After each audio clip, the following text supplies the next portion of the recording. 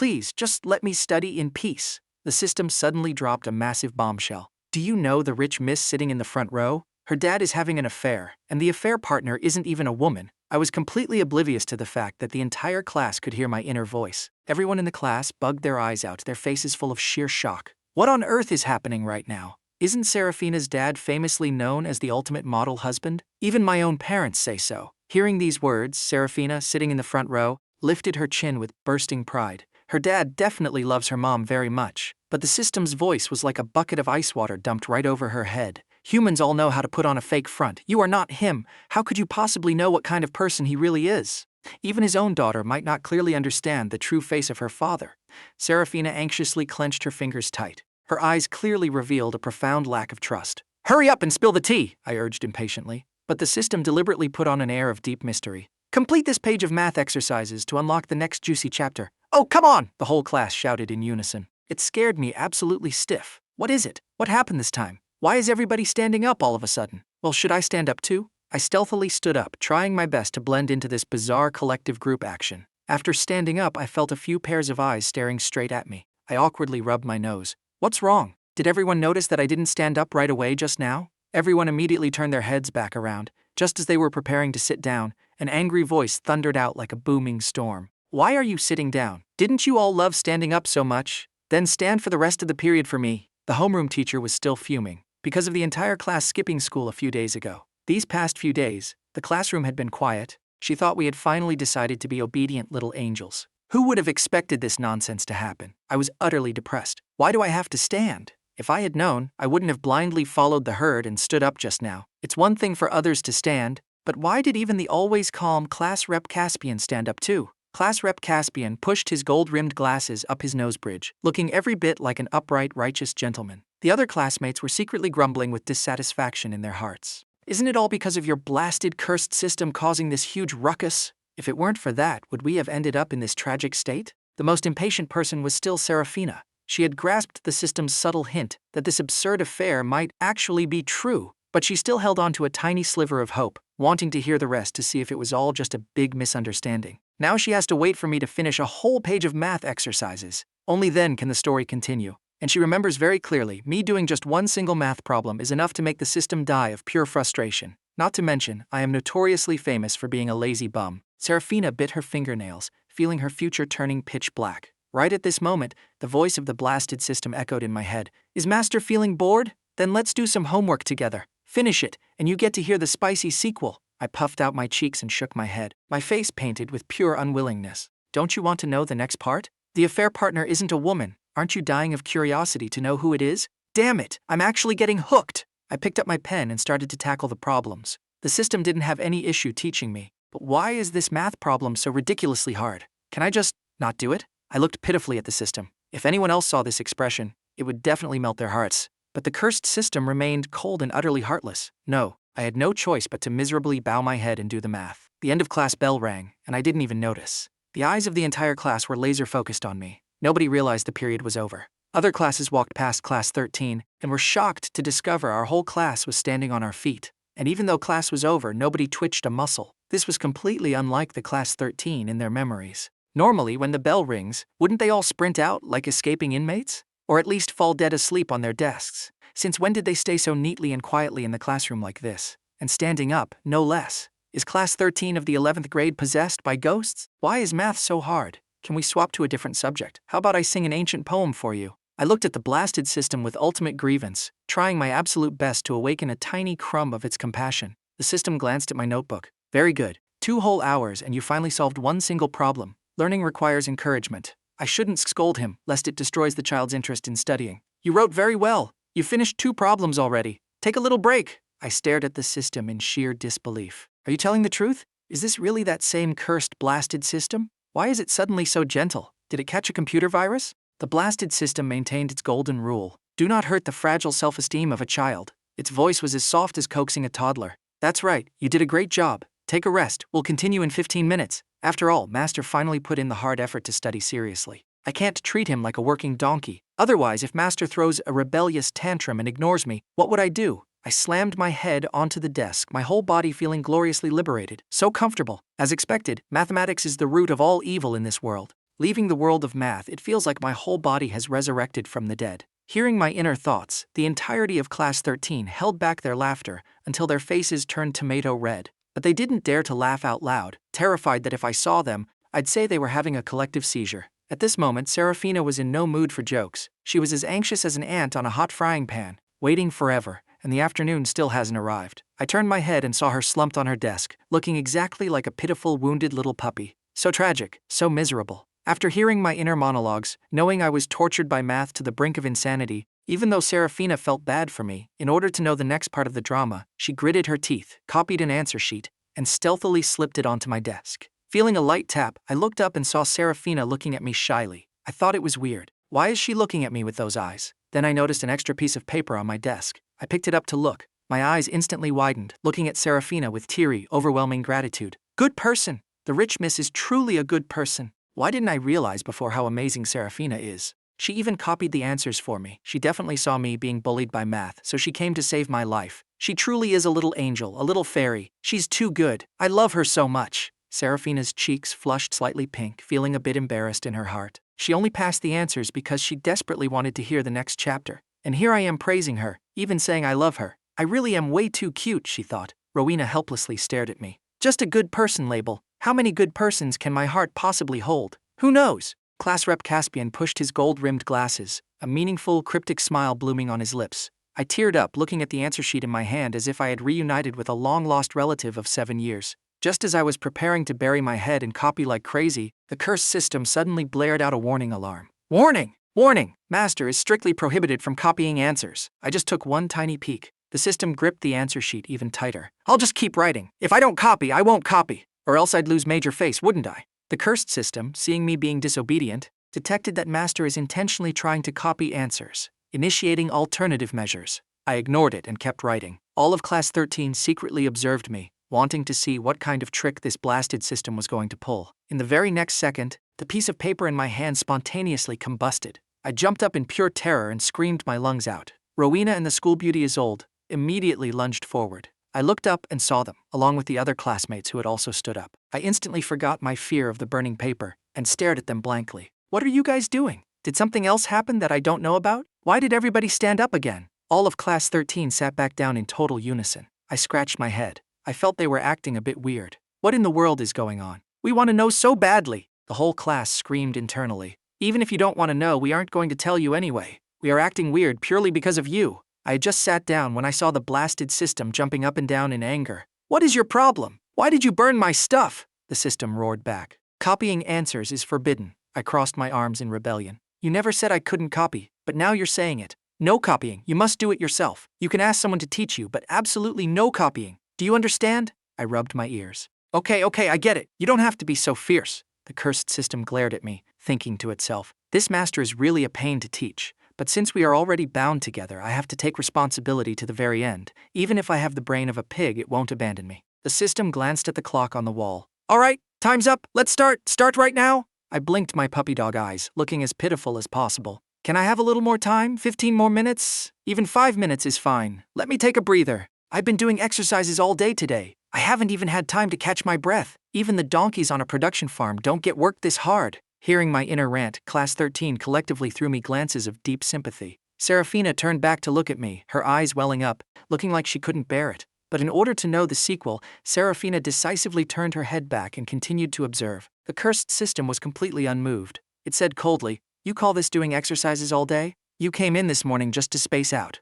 Until noon I had to use food to bribe you. Only then did you sluggishly finish a task in 3 hours. The first hour was purely you whining and complaining. You barely managed 2 math problems. I let you rest for 15 minutes, and you immediately started trying to copy answers. And you call that doing exercises all day?" My face flushed beet red. "Stop talking! I'll do it, okay?" The system played a tutorial video and barked, "Hurry up!" I gripped my pen, staring intensely at the screen. Weak, helpless, and incredibly pitiful. I only felt my brain spinning in dizzying circles. "You explain it to me! This video is making my head buzz like a beehive!" The system recalled the last time it tried to teach me math. It almost passed out from sheer rage. Its digital head started throbbing. "How about you study it yourself? I'm busy right now." I pouted my lips. "You're giving up on me!" The system hurriedly waved its hands. No, I actually have something to do." It looked around the room and its gaze finally landed on Isolde. "Go ask her. She is a hidden academic genius. She will definitely teach you well. Isolde furrowed her brows. If I remember correctly, isn't Isolde notoriously terrible at studying? Her grades are literally on par with mine. Class 13 was absolutely stunned. Isolde and hidden academic genius? How do those two terms even belong in the same sentence? Isolde casually flipped her hair, pretending she didn't hear a thing, lowered her head, and went back to reading her comic book. Seeing her act like this, everyone felt it was normal. What academic genius? That word has zero relation to her. But the words of the cursed system couldn't possibly be a lie. So, the entire class wore faces bursting with curiosity, eagerly waiting for me to keep asking questions. I anxiously pressed the issue. What's going on? Tell me right now. The cursed system originally planned to make me solve one more math problem before spilling the beans. But on second thought, kids need proper rewards when studying. To encourage me to study harder, it decided to leak a little spoiler. Isolde is indeed an academic genius. I was dumbfounded. Then why are her grades so garbage? Every time we have an exam, she scores even lower than me. I'm at the bottom looking up, and she is literally the anchor holding the bottom place down. I've always wondered, why does the throne of dead last belong to Isolde, and not Rowena, the ultimate troublemaker? Rowena gets into fights every single day, sleeps through class, while Isolde and I at least pretend to listen to the lectures. Yet she scores worse than the girl who never even glances at a book. Whenever I look at the scoreboard, my mood is indescribably terrible. Luckily, I always had Isolde securing the absolute bottom. Wait a minute, if Isolde is a hidden genius, doesn't that mean I am the actual factual dead last idiot? The cursed system gave me a deeply meaningful look. Otherwise, why do you think I bound myself to you? Since I had to pick a bad student, why didn't I pick the one in dead last but chose the second to last instead? I stammered. I thought you chose me because I'm handsome, because you recognized my brilliant natural intellect. The system showed zero mercy. Brilliant natural intellect, and yet you ranked second to last. And now congratulations, you are officially in dead last. I felt so wronged. I pouted. Don't make personal attacks like that. Seeing me like this, Isolde let out a helpless sigh. Even though I was a bit sad, I was very quickly distracted by Isolde's secret. So why is Isolde pretending to be a bad student? The cursed system suddenly asked. Do you seriously remember nothing about Isolde? I scratched my head. Isn't she just a classmate? You really forgot. I got annoyed. Stop talking in riddles, can you? If I knew, why would I be asking you? Isolde looked a bit tense, twiddling her fingers. The eyes of the entirety of Class 13 were glued to her, overflowing with gossipy anticipation. What's the tea here? The system spoke up. Do you remember having a very close best friend when you were little, and then she went abroad? I pondered for a moment. In my mind, a timid, youthful face surfaced. I remember now, that little girl who blushed easily and got bullied a lot. She didn't even know how to fight back. I benevolently stepped in to save her. And ever since that time, that little girl stuck to me like glue all day long. Every single day, she'd bring all sorts of snacks to find me. Looking at that mountain of delicious food, I logically and reasonably took her in as my underling. The underling was in charge of supplying snacks, and I was in charge of offering mafia-style protection. This business transaction was absolutely flawless, unmatched in history. During that time, I was living the dream. Every day my pockets were stuffed with snacks of every flavor. It's just a pity that, later on, the little girl suddenly moved abroad for some reason. I was deeply depressed for a while. Not because I lost a friend, but because I lost my infinite snack supply chain. When I was a kid, my family was super strict. I was practically never allowed to touch junk food like that.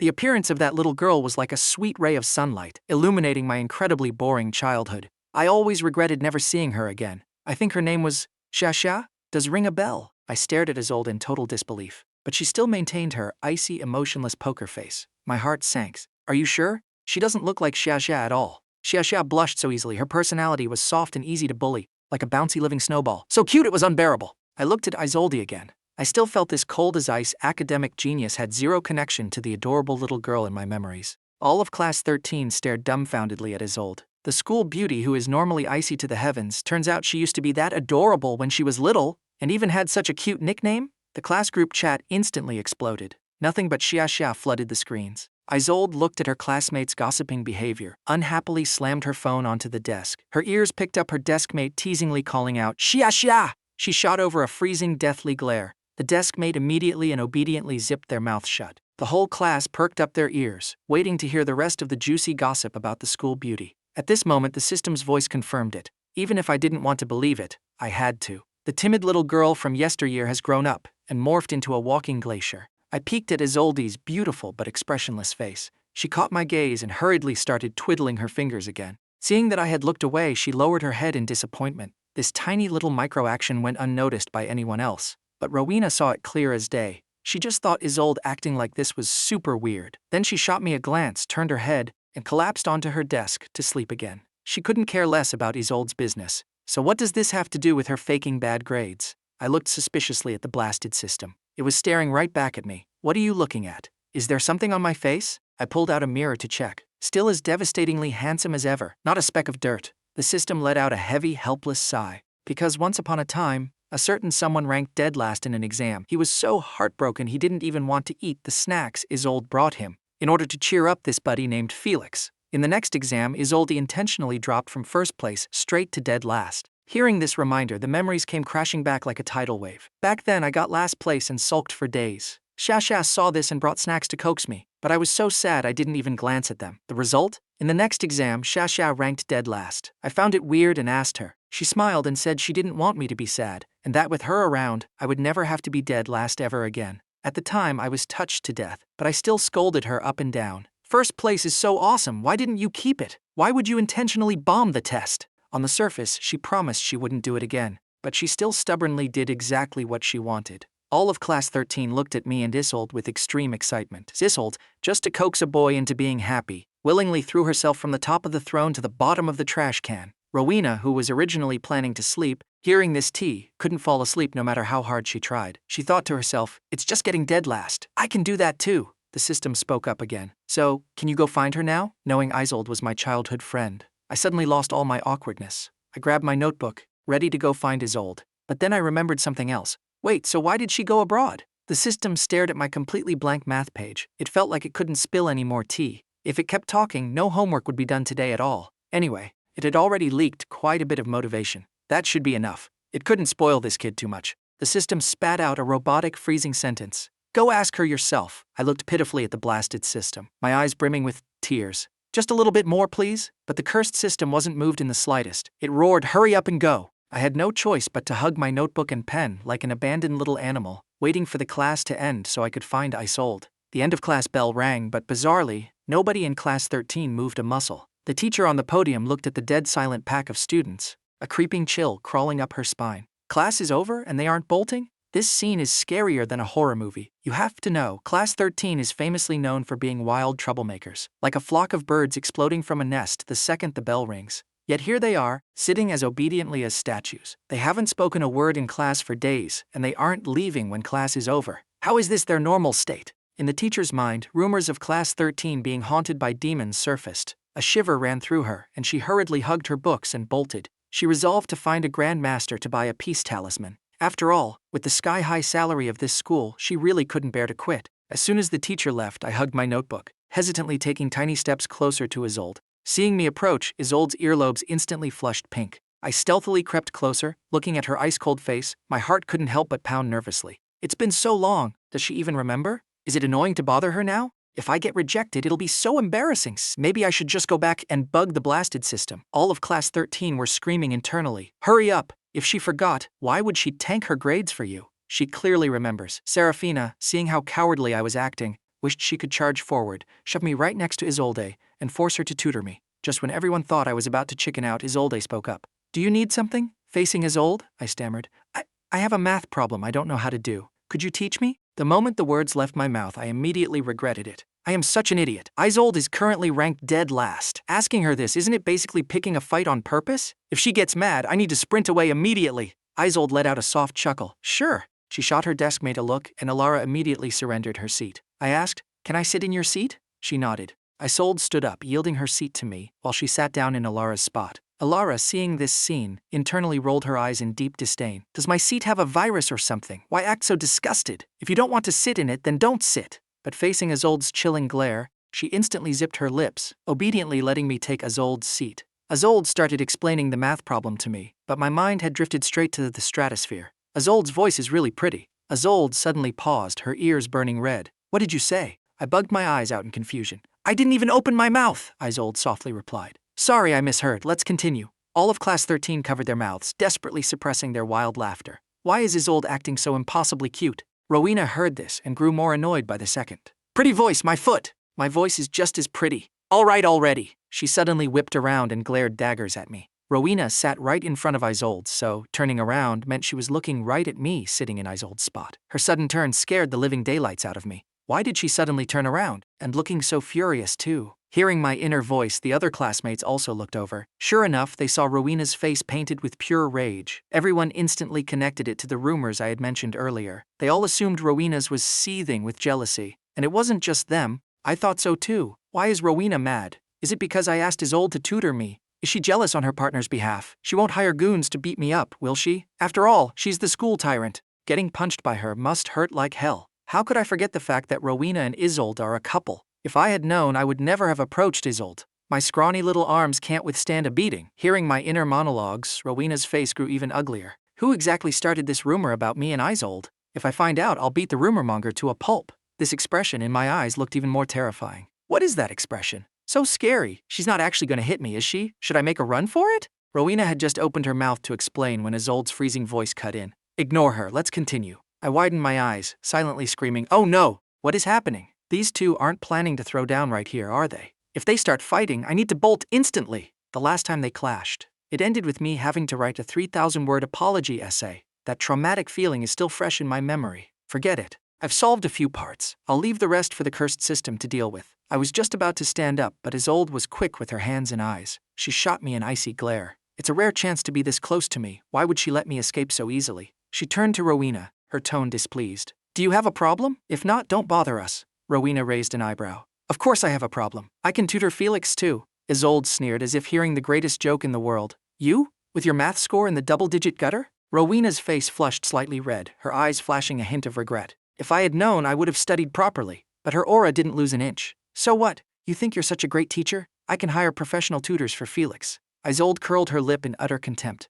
This sound of sheer disdain completely detonated Rowena's fury. What's that supposed to mean? Class 13, currently watching the theatrical drama, instantly got hyped. Their eyes sparkled brilliantly. "Fight! Fight! Rowena versus the school beauty. Who will emerge victorious?" Facing two beauties as tense as drawn bowstrings right in front of me, I felt zero sense of honor. Instead, my inner voice whispered, maybe I should just slip away. Both of them shouted in unison, "Don't you dare leave!" I swallowed hard, my heart hammering against my ribs. "Oh my God!" synchronized shouting. "They truly are the perfect couple." Isolde and Rowena glared at each other, their eyes overflowing with mutual disgust. Watching this scene, I tried my best to shrink my existence to zero. These two arguing is too terrifying. I absolutely do not want to be caught in the crossfire as innocent collateral damage. They seemed to reach some sort of silent consensus. They needed to make it crystal clear to me that there was absolutely nothing between them. Both of them spoke in unison again. I was so startled I jumped up. "What's wrong? Are you telling me to leave?" "I'll leave right now." Before I could finish, Rowena and Isolde, one on the left and one on the right, pressed my shoulders down, forcing me back into the chair. I was like a white rabbit waiting to be butchered, sitting there looking utterly pitiful and tragic. The crowd watching the show cheered in sheer delight. Oh my God, if school is this entertaining!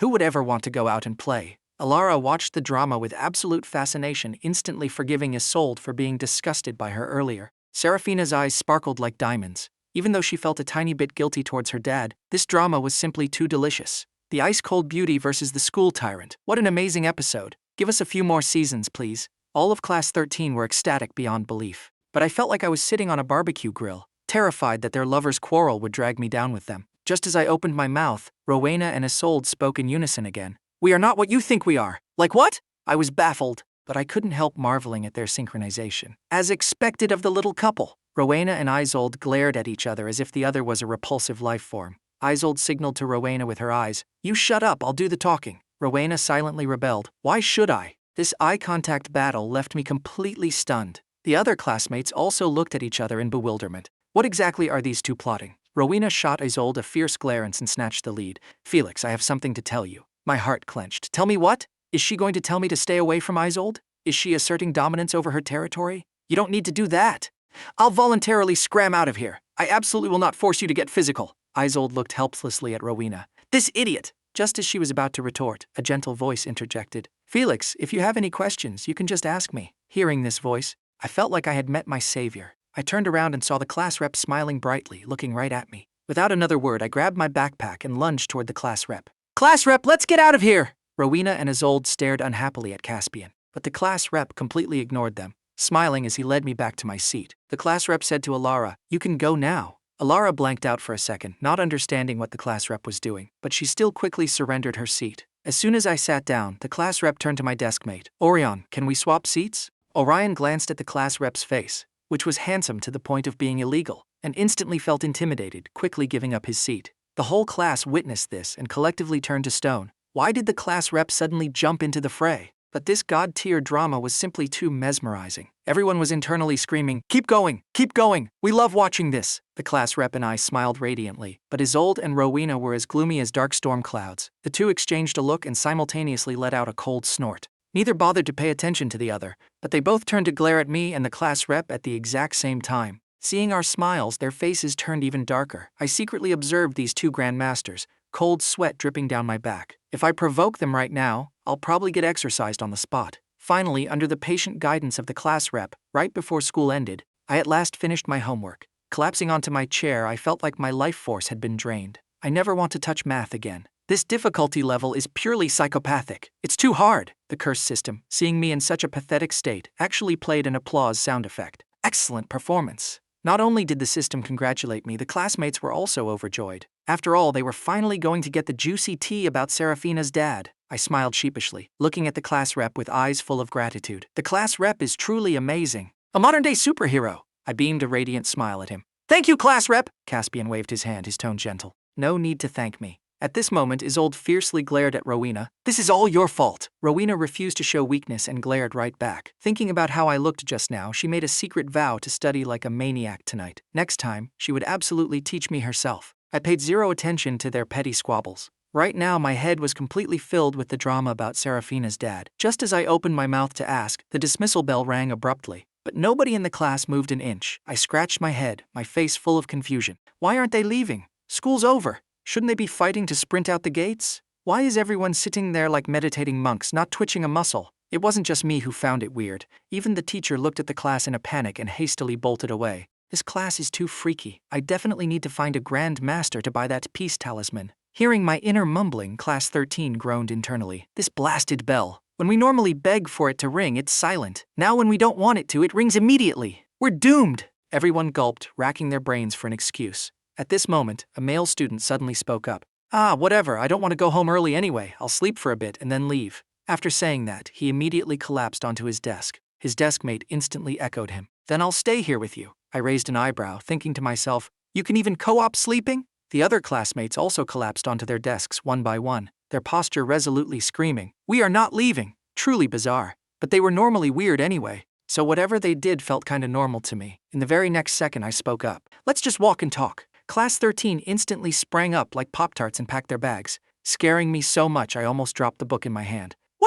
What is going on? Weren't you guys supposed to be sleeping? Why did you all jump up? There's definitely something wrong with them. The whole class cursed internally. Calling us weird again? Aren't we doing this purely because of you? To catch the drama, everyone was risking their lives. Seraphina stood up and walked right in front of me, flashing a diabetes-inducing sweet smile. Felix, let's go grab some food together later. I thought to myself, are we even that close? But facing a beauty's invitation, how could I dare refuse? I smiled and nodded. Sure thing! Seraphina's cheeks flushed pink, feeling a bit shy from my praise. There's a newly opened snail noodle shop nearby.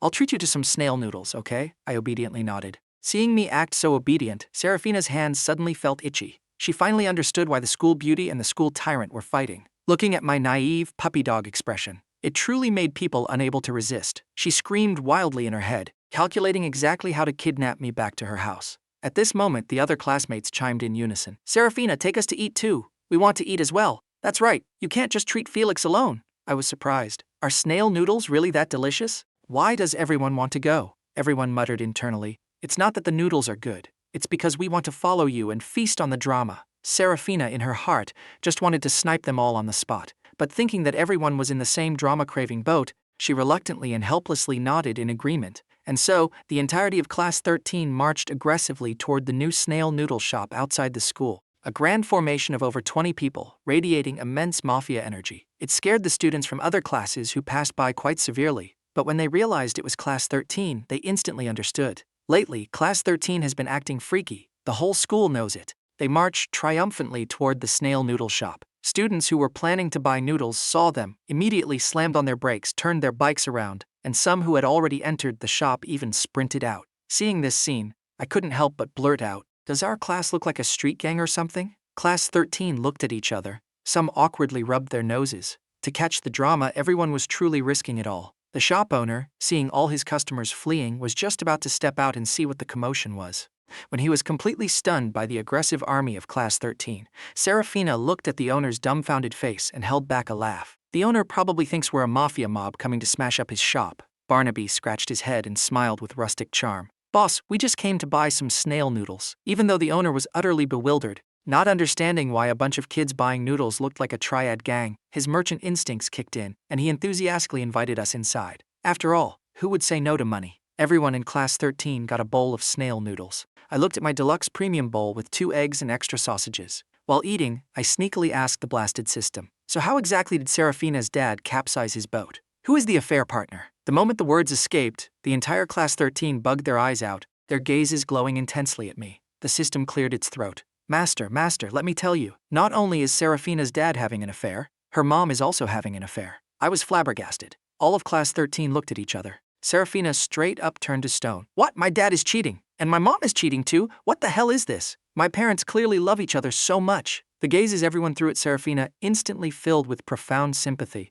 as if saying, so pitiful. She always thought her parents were deeply in love. Turns out both of them are cheating. The system continued dropping massive shockers. Her dad is dabbling in some forbidden family tree geometry. Her mom is role-playing the spicy stepmother trope. My eyeballs nearly popped out. It's that intense. Class 13 screamed in excitement. Too spicy. Keep going. Seraphina slumped onto the table like a dead fish. Forbidden family tree? Spicy stepmom tropes? What the? How do you even guess that? But who on earth is my dad with? Is it the eldest uncle? Or the youngest uncle? Or, no, it can't be Grandpa. That would attract lightning from the heavens, she thought to herself. If it wasn't Grandpa, then the eldest uncle or youngest uncle, or her mom with her little grandma. It wouldn't be that hard to accept. Life is so bitter. Even the delicious sweet pastry couldn't soothe the agony in her heart. All of Class 13, including me, looked at Seraphina with deeply empathetic eyes. Seraphina waved her hand, signaling she didn't need it. These pitying looks only make me feel more pathetic. The system continued to drop extremely spicy details. I asked curiously, so, do the husband and wife know about each other?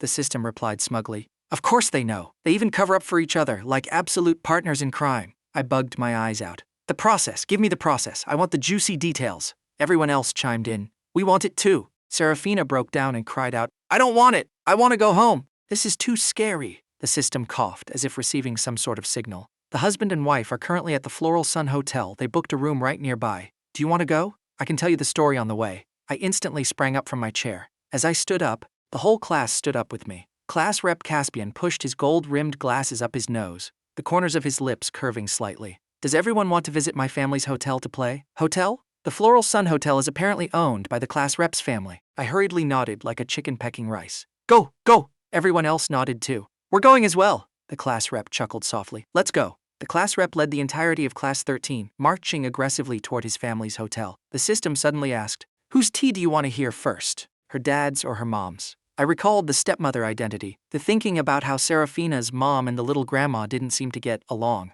What on earth brought them together? I'm actually super curious about her dad. What secrets are hiding behind those events? Is it a brother? A nephew? An uncle? Or her dad's? Could it be a whole group all at once? When I asked this question, Seraphina felt so helpless she almost coughed up blood. What kind of karma did I accumulate to deserve this torture? Everyone cheered excitedly. You can do that too? The rich really do have the wildest drama. The system glanced at me and cleared its throat mysteriously. It's none of those people. I was shocked, my eyes wide. Could it be Grandpa? Grandpa-grandson romance is not okay. But isn't Seraphina's grandpa already deceased? Seraphina, next to me, was so furious she almost passed out. She felt like she needed an ambulance. Save me! Save me! Class 13 exploded. A romance between humans and ghosts? How? The system gave me a look and sighed heavily. Your imagination is truly rich. Unfortunately, you guessed wrong. Seraphina and I clutched our chests and breathed a massive sigh of relief. But I found it weird. This isn't even my business. Why am I so nervous? I looked at the system and urged it hastily. Hurry up and say it! Stop leaving us hanging! At this moment, the system finally spilled the beans.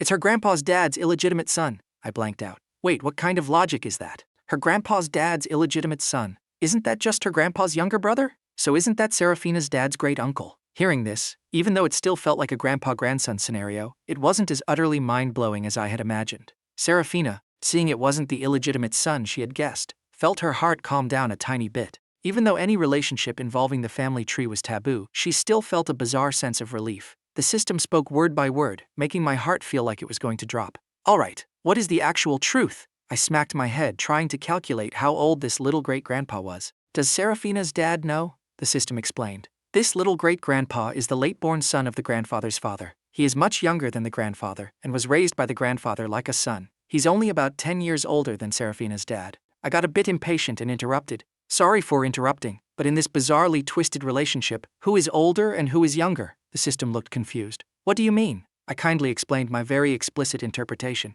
It laughed and said, won't you find out when we go take a look later? Stop interrupting, or I won't tell you the rest. I quickly clamped my mouth shut. Please, sir, continue. The system hummed softly and continued. This little great-grandpa was always kept hidden by the grandfather in the Su family. Nobody knew of his existence. Seraphina's dad was a textbook playboy in his youth. Men, women, nobody could resist him. But when he met the little great-grandpa, his heart truly fluttered. That heart fell deep into the mud, fueled by the desire of the chase. Even though he was pursued, the little great-grandpa knew his identity and always rejected Seraphina's dad. He liked him not for his money, but for his natural pure aura, and so he sank deeper and deeper. As for Seraphina's dad, he chased the little great-grandpa until his heart genuinely fell for him, but moral pressure kept him from making a real move, until Seraphina's dad almost lost his life because of him. The little great-grandpa finally caved in. The two shared an unforgettable period of passionate romance, but it didn't last long before the grandfather discovered their affair. After a secret conversation, the little great-grandpa went abroad to avoid Seraphina's dad.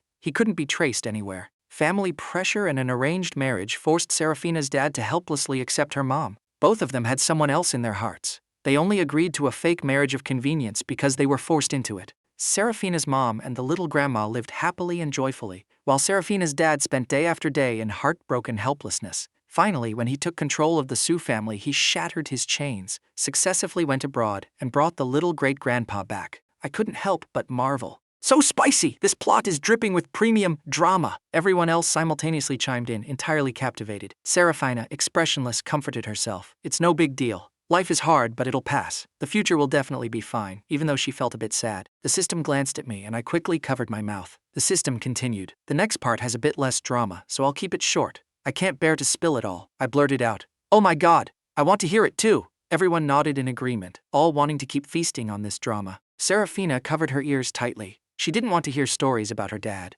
The system shot me a warning look. What are you listening to? Your mission right now is to study hard, make progress every day, and pass the university entrance exam. You are not allowed to listen to this useless nonsense. I quickly covered my mouth, grumbling internally. This system nags even more than my mom. The system continued speaking. And then came the imprisonment of the little great-grandpa. You are not allowed to learn from this. Our mission is to study hard. We are absolutely not allowed to do illegal things. The moment it finished, it started lecturing me again. Even though I didn't really want to listen, because I was so hyped for the next part of the drama, I obediently nodded. Seeing me listen so well, the system continued the story. The little great-grandpa didn't agree. Both of them fell into a state of physical and emotional torment. The little great-grandpa revealed that they shared a bloodline. Seraphina's dad tragically ran out and drank for 3 days and 3 nights. Finally, he went back to the little great-grandpa and said he didn't care. He even said, "You are the lover heaven bestowed upon me. You just coincidentally happen to live in my family. We are both family and lovers. No matter what you think, I will always love you." I quickly wiped the mesmerized look off my face and peeked at Seraphina. After all, admiring her dad's romance with another man, right in front of his daughter, felt a bit weird. Their relationship is truly complicated. And then what? I hastily urged the system to continue. The little great-grandpa wavered a bit, saying he needed time to think. Right at that moment, the little great-grandpa was kidnapped by the grandfather. The grandfather couldn't accept the fact that his grandson was in love with his younger brother, but Seraphina's dad found out. He swore to rescue his lover and directly confronted his grandfather. "If the little great-grandpa dies, I will die with him." The grandfather was tormented to the point of exhaustion and only made one demand. "Do not let this leak out and make me lose face." And then they were together. That's it, nothing more. I looked at Seraphina and asked, "So is Seraphina really the biological child of her parents?" Seraphina rolled her eyes. Her soul had already suffered enough massive critical damage. "Stop messing with me!" The system smacked me on the head. "Stop overthinking!" Obviously, it was after Seraphina was born that her parents went off to pursue their true loves. I sighed. "So didn't they both cheat anyway?" The system glared at me. "What are you thinking? By the time they met their true loves, neither of them were innocent anymore," I cried out. "Then what about her mom?" Everyone's eyes sparkled brilliantly with a profound thirst for drama. Even though they felt a little guilty towards Seraphina, the feeling of feasting on this gossip was just too heavenly. Seraphina had lost all will to resist, laying flat like a deflated balloon. She thought to herself she could handle it. It's just the spicy stepmother trope, right? But her soul still couldn't escape the incoming damage. The system cleared its throat and continued the story. Seraphina's maternal grandfather was a huge philanderer, especially after Seraphina's maternal grandmother passed away. He drowned himself entirely in the glamorous world outside. Seraphina's mom got used to this and didn't bother to care about all his mistresses out there. Her only demand was that he never bring them home. But unexpectedly, one woman was actually brought home, and she even legally registered a marriage with the grandfather. Seraphina's mom was furious and went to confront her father, but he was like a man possessed. No matter how much her mom threw a tantrum, it changed nothing. He was dead set on marrying that woman. Seraphina's mom angrily ran away from home. The grandfather didn't coddle her at all. He completely cut off her mom's credit cards and forbade anyone from helping her. Seraphina's mom had no choice but to find a job. She finally got a part-time job at a cafe. The shop owner was a gentle, kind-hearted woman, and incredibly beautiful. Knowing Seraphina's mom had nowhere to live, the owner didn't hesitate to invite Seraphina's mom to live at her place. Hearing this, I couldn't help but interrupt. "Is that shop owner the stepmother?" The system annoyedly smacked me again. "Why are you interrupting? Just listen." I nodded, signaling I understood. I kept listening. Seraphina's mom had always lived the pampered life of a rich miss. She didn't know the first thing about cooking. Thankfully, the shop owner helped and supervised her. Gradually, Seraphina's mom began developing feelings for this gentle, beautiful woman.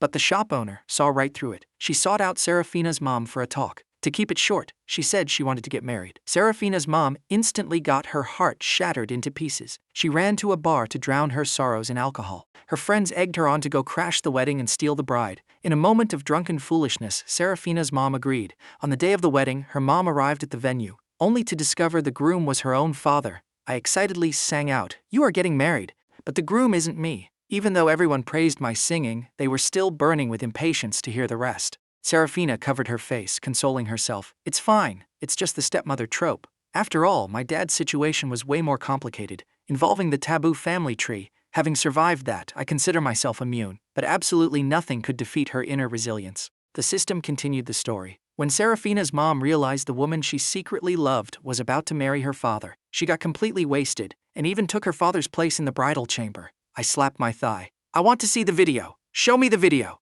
Everyone else also loudly demanded to see it. Seraphina had gone completely numb. Her phone buzzed with notifications from the class group chat. She didn't even need to look to know what they were talking about. She turned off her phone to seek a sliver of peace. The system glared at me, waving its little stick, looking like it was disappointed in my lack of potential. It strictly said, "I've told you 100 times. These inappropriate, not safe for children images are forbidden to view." "Your mission is," I quickly answered, "to study hard and make progress every day." "I understand." Everyone covered their mouths, giggling secretly. Seraphina glanced at me. Seeing my helpless expression, her mood actually lifted a little. The system's voice carried a hint of satisfaction. "Good that you know." I hurriedly urged it to continue. It nodded. Moving on. After that night, the two of them became like strangers, losing all contact. Until later, when Seraphina's dad collaborated with Seraphina's mom and they got married. On the day of the wedding, Seraphina's mom sought out her stepmother to say she was getting married. The stepmother just gave a bland congratulation. Her face showed no sadness or any other emotion. She maintained her usual gentle smile.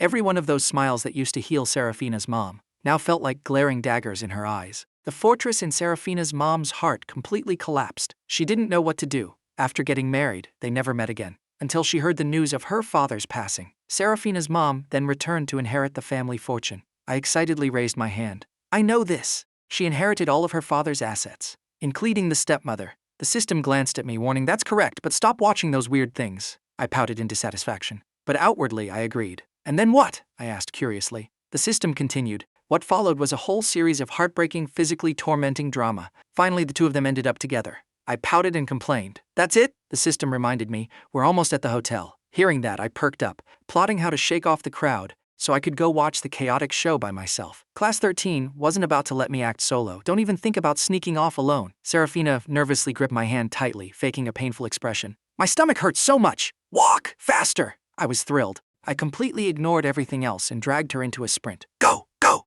go! The hotel is right up ahead." Our running speed was as if zombies were chasing us from behind. Even though there were no zombies, there was an entire horde of classmates in hot pursuit. Bursting into the hotel, the receptionist approached. "Are you two looking to book a room?" I nodded. "Yes, book one room." But somehow, somewhere, something went wrong. The room ended up packed tightly with the entirety of Class 13. I looked at them helplessly. "What is this? The whole mob squeezing into one room." The receptionist earlier probably thought we were gathering to do something super sketchy. She almost called the cops. Thankfully, the class rep stepped up and resolved it. Looking at the crammed crowd, I racked my brain for an escape plan, trying to find an excuse to slip away. Seraphina seemed to read my mind. Everyone threatened, "Don't even try to ditch us. We stick like glue." Being stared at so intensely gave me the creeps. I hurriedly grabbed a piece of fried chicken, pretending to be calm, and shouted, "What are you doing? You're scaring me to death!" Over 20 pairs of eyes glaring at me, it felt like they were about to jump me. Everyone immediately looked away, but I felt even more uneasy. "Oh no, they aren't planning a collective freakout, are they?" I continued, secretly plotting my great escape. Right at this moment, the system suddenly spoke up. "They're almost done. If you don't go now, it'll be too late." I immediately sprang up from my chair. My heart pounded wildly. So fast? Or am I just getting old? The moment I stood up, everyone else stood up simultaneously. Yep, they definitely have issues. They clenched their fists, clearly offended by my thoughts again. I quickly said, "I'm gonna go find some fruit." Before they could react, I had already sprinted out the door with lightning speed. Behind me, an entire mob of people was hot on my tail. Seeing my sneaky behavior, I screamed internally, "Hurry! Hurry! Where is it? Lead the way!" My heart was overflowing with anticipation and urgency. The system guided the way in front while Class 13 tailed behind. This bizarre scene made passing guests and staff stop in bewildered shock, but a simple gesture from the young master of the hotel instantly calmed the waters. "Ah, it's just the young master showing his classmates around." I followed the system to a door. I nodded suspiciously. "Are you sure this is the one?" I pressed my ear against the door but heard absolutely nothing. I cursed internally. Damn it! The soundproofing is this good? I stared at the door handle, hesitating. "If I smash the door, what will happen?" The system calmly replied. "You just pay for the damages." I breathed a sigh of relief. "If it's just money, what's there to be afraid of?" Just as I was weighing whether to make a bold, heroic move, the system reminded me again. "No need to be so aggressive. You're just here for the tea." I instantly retorted, "Of course it's worth it. If I wait any longer, the show will be over." Just as I was about to act, I suddenly remembered. "Wait, who exactly is in there?" The system confirmed. "They are all in there." I was shocked. My eyes bugged out. Everyone else was also stunned, their jaws dropping. Seraphina just wanted to find a crack in the floor to crawl into, normally so proper and dignified. "Turns out they play this hard? I can't take this. If you don't smash the door, I will!" I was suddenly startled to see a hammer in her hand. I gulped. "Where did you get a hammer?" She pointed to a toolbox nearby. I felt uneasy. "Does she know something?" All of Class 13 nodded nonchalantly. "Of course we know. It's all tea provided by you." Seeing Seraphina's weird smile, a cold shiver ran down my spine. At this moment, she gripped the hammer tightly, ready to smash the door. But her hand was stopped by the class rep's long, slender fingers. Seraphina, unhappy, looked up and saw the class rep smiling at her. Smashing the door isn't a good look. She knew it wasn't a good look. But her parents were right in there, and they were playing a multiplayer co-op match. I stood next to her, echoing, "Right! Right, right!" Hearing my inner voice, everyone looked over in surprise. "Wasn't smashing the door your idea?" I touched my face, playing dumb. Why are they looking at me again? Is there something on my face? Or am I just getting more and more handsome? At this point, the class rep smoothly knocked on the door. Excuse me, there's a fire out here!" I rolled my eyes. "You can use that trick?" Everyone also looked amazed. Seraphina resolutely thought, "As long as the door opens, that's all that matters. I need to catch them red-handed." Even though catching them red-handed, and her parents making her lose a bit of face, thinking about how her parents completely threw away all rules, she felt oddly liberated. Sure enough, the moment the door cracked open, a shirtless man appeared. Behind him were another man and two women. Seeing the mob of students outside, they tried to slam the door shut. "Mom, Dad, what are you doing?"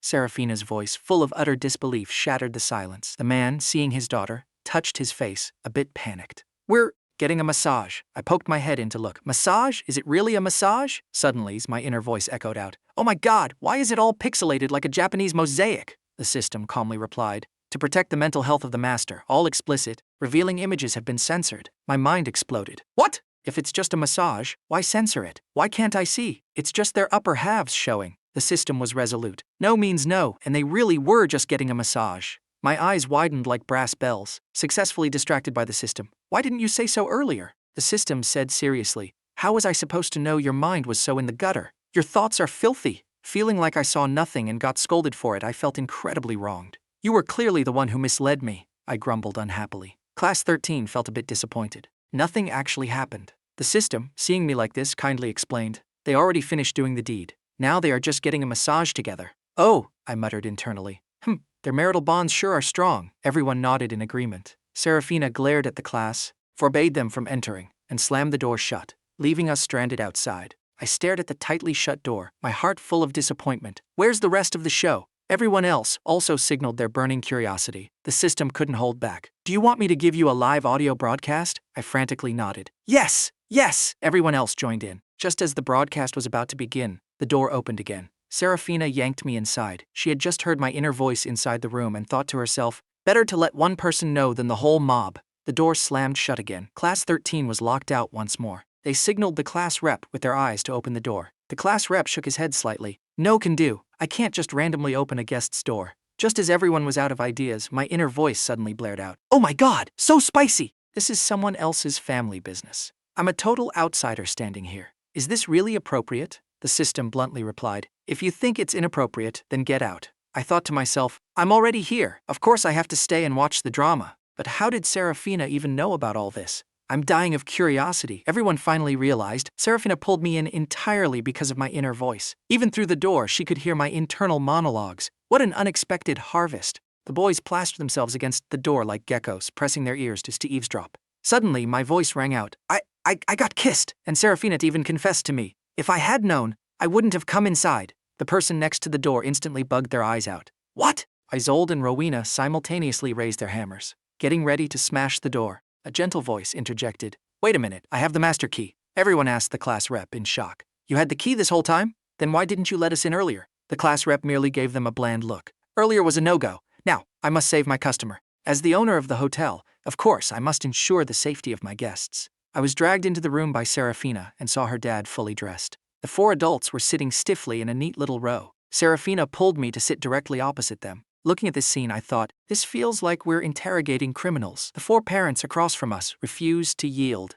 They had just been caught red-handed by the younger generation, who brought an entire army of students, and now an extra kid had been dragged in. The atmosphere instantly froze solid. No one opened their mouths, but my inner voice wouldn't stop. Why did I even come in here? Is this okay? This is their family drama. Should I even be here? The system scolded me for having no shame. If you feel it's wrong, then leave. I argued back with the system in my head. Ruining my drama viewing. Do you still deserve to be called my system? I muttered internally. I'm already in here, of course I'm watching until the end. Why is nobody talking? Are we just going to sit in silence like this? Seraphina, hearing my words, cleared her throat. Do you have anything to say? On the outside I remained calm, but internally I was screaming. It's starting. Are they going to throw hands? Seraphina felt like anime stress lines were forming on her forehead. She helplessly thought, they are all educated, civilized people. There's no way they're going to physically fight. Seraphina's dad looked apologetically at his daughter, opened his mouth, then closed it a few times. Finally, he said nothing. Seraphina, witnessing this silence, couldn't hold back her explosion.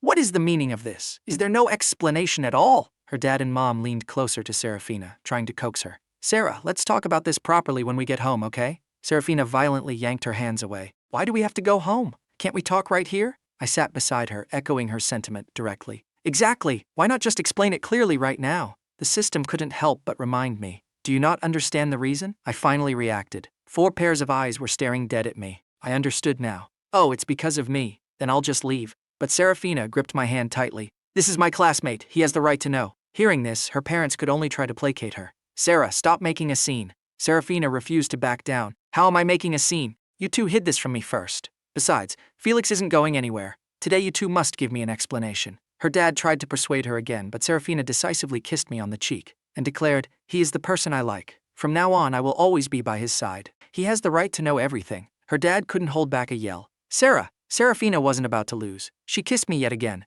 So what? Dad goes off to love the little great-grandpa. Mom acts out a stepmother romance with the little grandma. Tell me, who is being more outrageous here? I bugged my eyes out, completely stunned to my core. I got kissed by Seraphina. She even said she likes me. If I had known, I would never have come in. This scene is genuinely terrifying. The room door was suddenly pushed open. I panicked, seeing several people standing at the door. Before I could even react, Isolde and Rowena had already dragged me away. Seraphina wasn't going to let go. She immediately hugged my waist and screamed loudly, "You can't tear me and Felix apart. In this lifetime, I only choose him." I panicked even more. Don't do this. I'm scared. We aren't at that stage yet. Girls, please, Isolde advised. Classmate Sue, solve your family matters first. Rowena wasn't going to show weakness either. Let go. Are you two blind? Why are you dragging the guy I like away? Rowena choked on her words. Seraphina corrected her. I mean, I like Felix. I felt a bit awkward. Being confessed to by a beauty, my heart did feel a tiny bit shy. But this situation was way too chaotic. Saying these things right now was truly putting me in a tight spot. The scene before my eyes was pure, unadulterated chaos. Seraphina's dad went from furious to dumbfounded.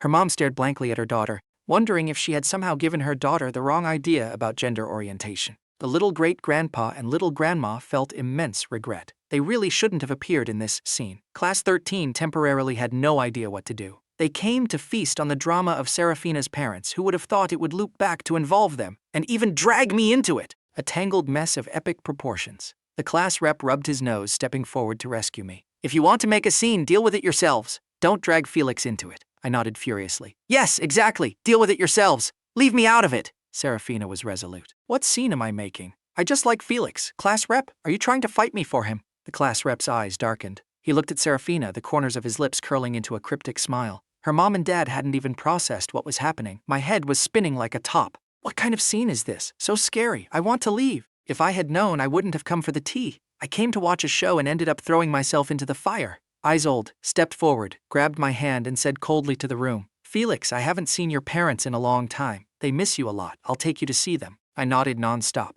Yes, okay, let's go right now. Seraphina wouldn't yield. She gripped my hand tight. You can't leave. My parents also want to meet Felix. She turned to her parents for backup. Right, Mom? Dad? Even though this situation was bizarre for the sake of their daughter's face, the two parents nodded repeatedly. Yes, yes, yes, we would like to have a chat with Felix. They were dying of curiosity. Who exactly was this kid that utterly enchanted their daughter? Isolde refused to back down. Well, you've seen him now. We're leaving. She dragged me toward the door. Rowena chased after us, grabbing me tight. I looked at her helplessly, screaming internally, Hey, why did you jump in too? I glanced at Isolde, who was holding my hand, and thought, the school tyrant is jealous again. Her possessiveness is too strong. Whatever, I better stay far away from them. I tried with all my might to yank my hand back, but failed. I signaled Isolde with my eyes. Your lover is acting up. Hurry up and let me go. But she still refused to let go. I looked to Rowena for help, speaking with my eyes. She won't let go. If you two have issues, solve them at home. Don't drag me into this. All of Class 13 was completely bewildered. They couldn't understand what was happening. It was too chaotic.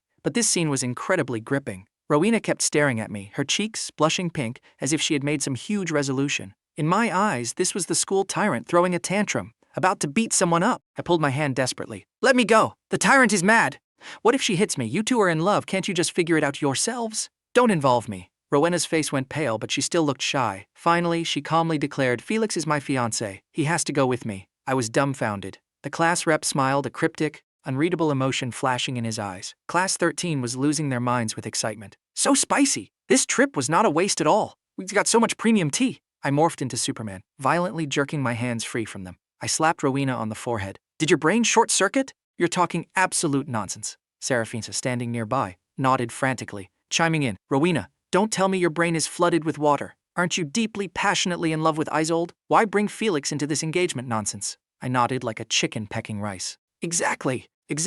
You two are lovers having a spat-bat. Don't drag me into it. Rowena was so furious at me she almost coughed up blood. Today she had to clear this up. She charged forward and gripped my hand tightly. I have absolutely nothing to do with Isolde. Those rumors are completely fabricated. I outwardly nodded obediently, but internally grumbled. Right.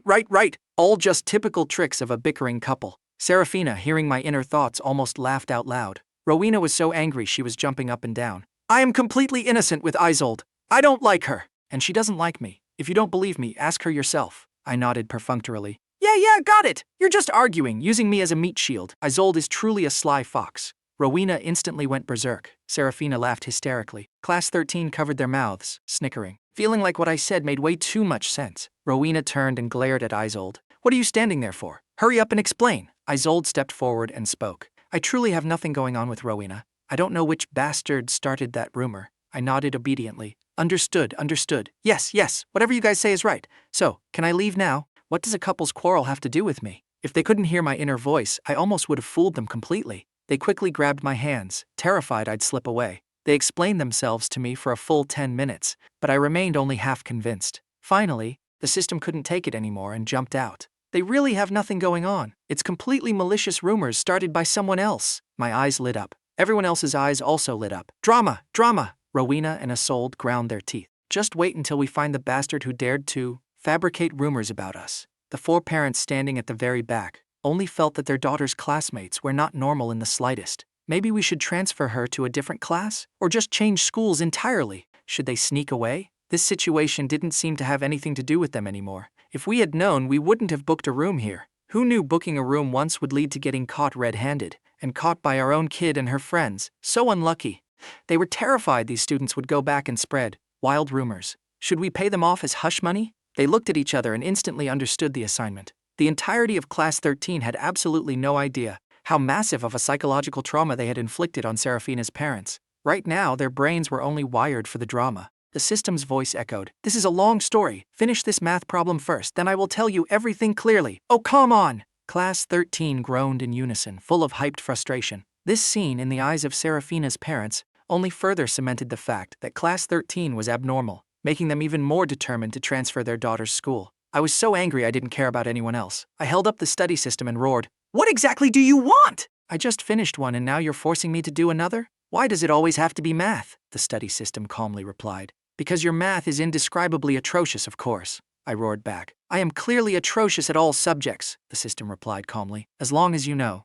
That is why you must study hard. This was the first time everyone had witnessed someone self-roasting themselves like this. For a moment, they didn't know whether to laugh or cry. Oh my god, why reveal new drama right at this exact moment? And then, not let us hear it. It's infuriating. What is the most painful thing in the world, huh? Everyone was about to give up. After all, they had all seen my test-solving speed. Just when they thought they wouldn't get to hear any drama today, I suddenly spoke up. I've been doing math for days. Let's switch to literature, please. The system nodded. Fine. I smiled brightly. I get to pick, right? The system agreed. Sure. I flashed a smug smile, suddenly shook my head back and forth and began reciting an ancient poem in a sing-song voice. Goose, goose, goose, bending its neck, singing to the sky. After reciting, I clapped my hands. All right, start the story. Everyone looked at each other in bewildered shock.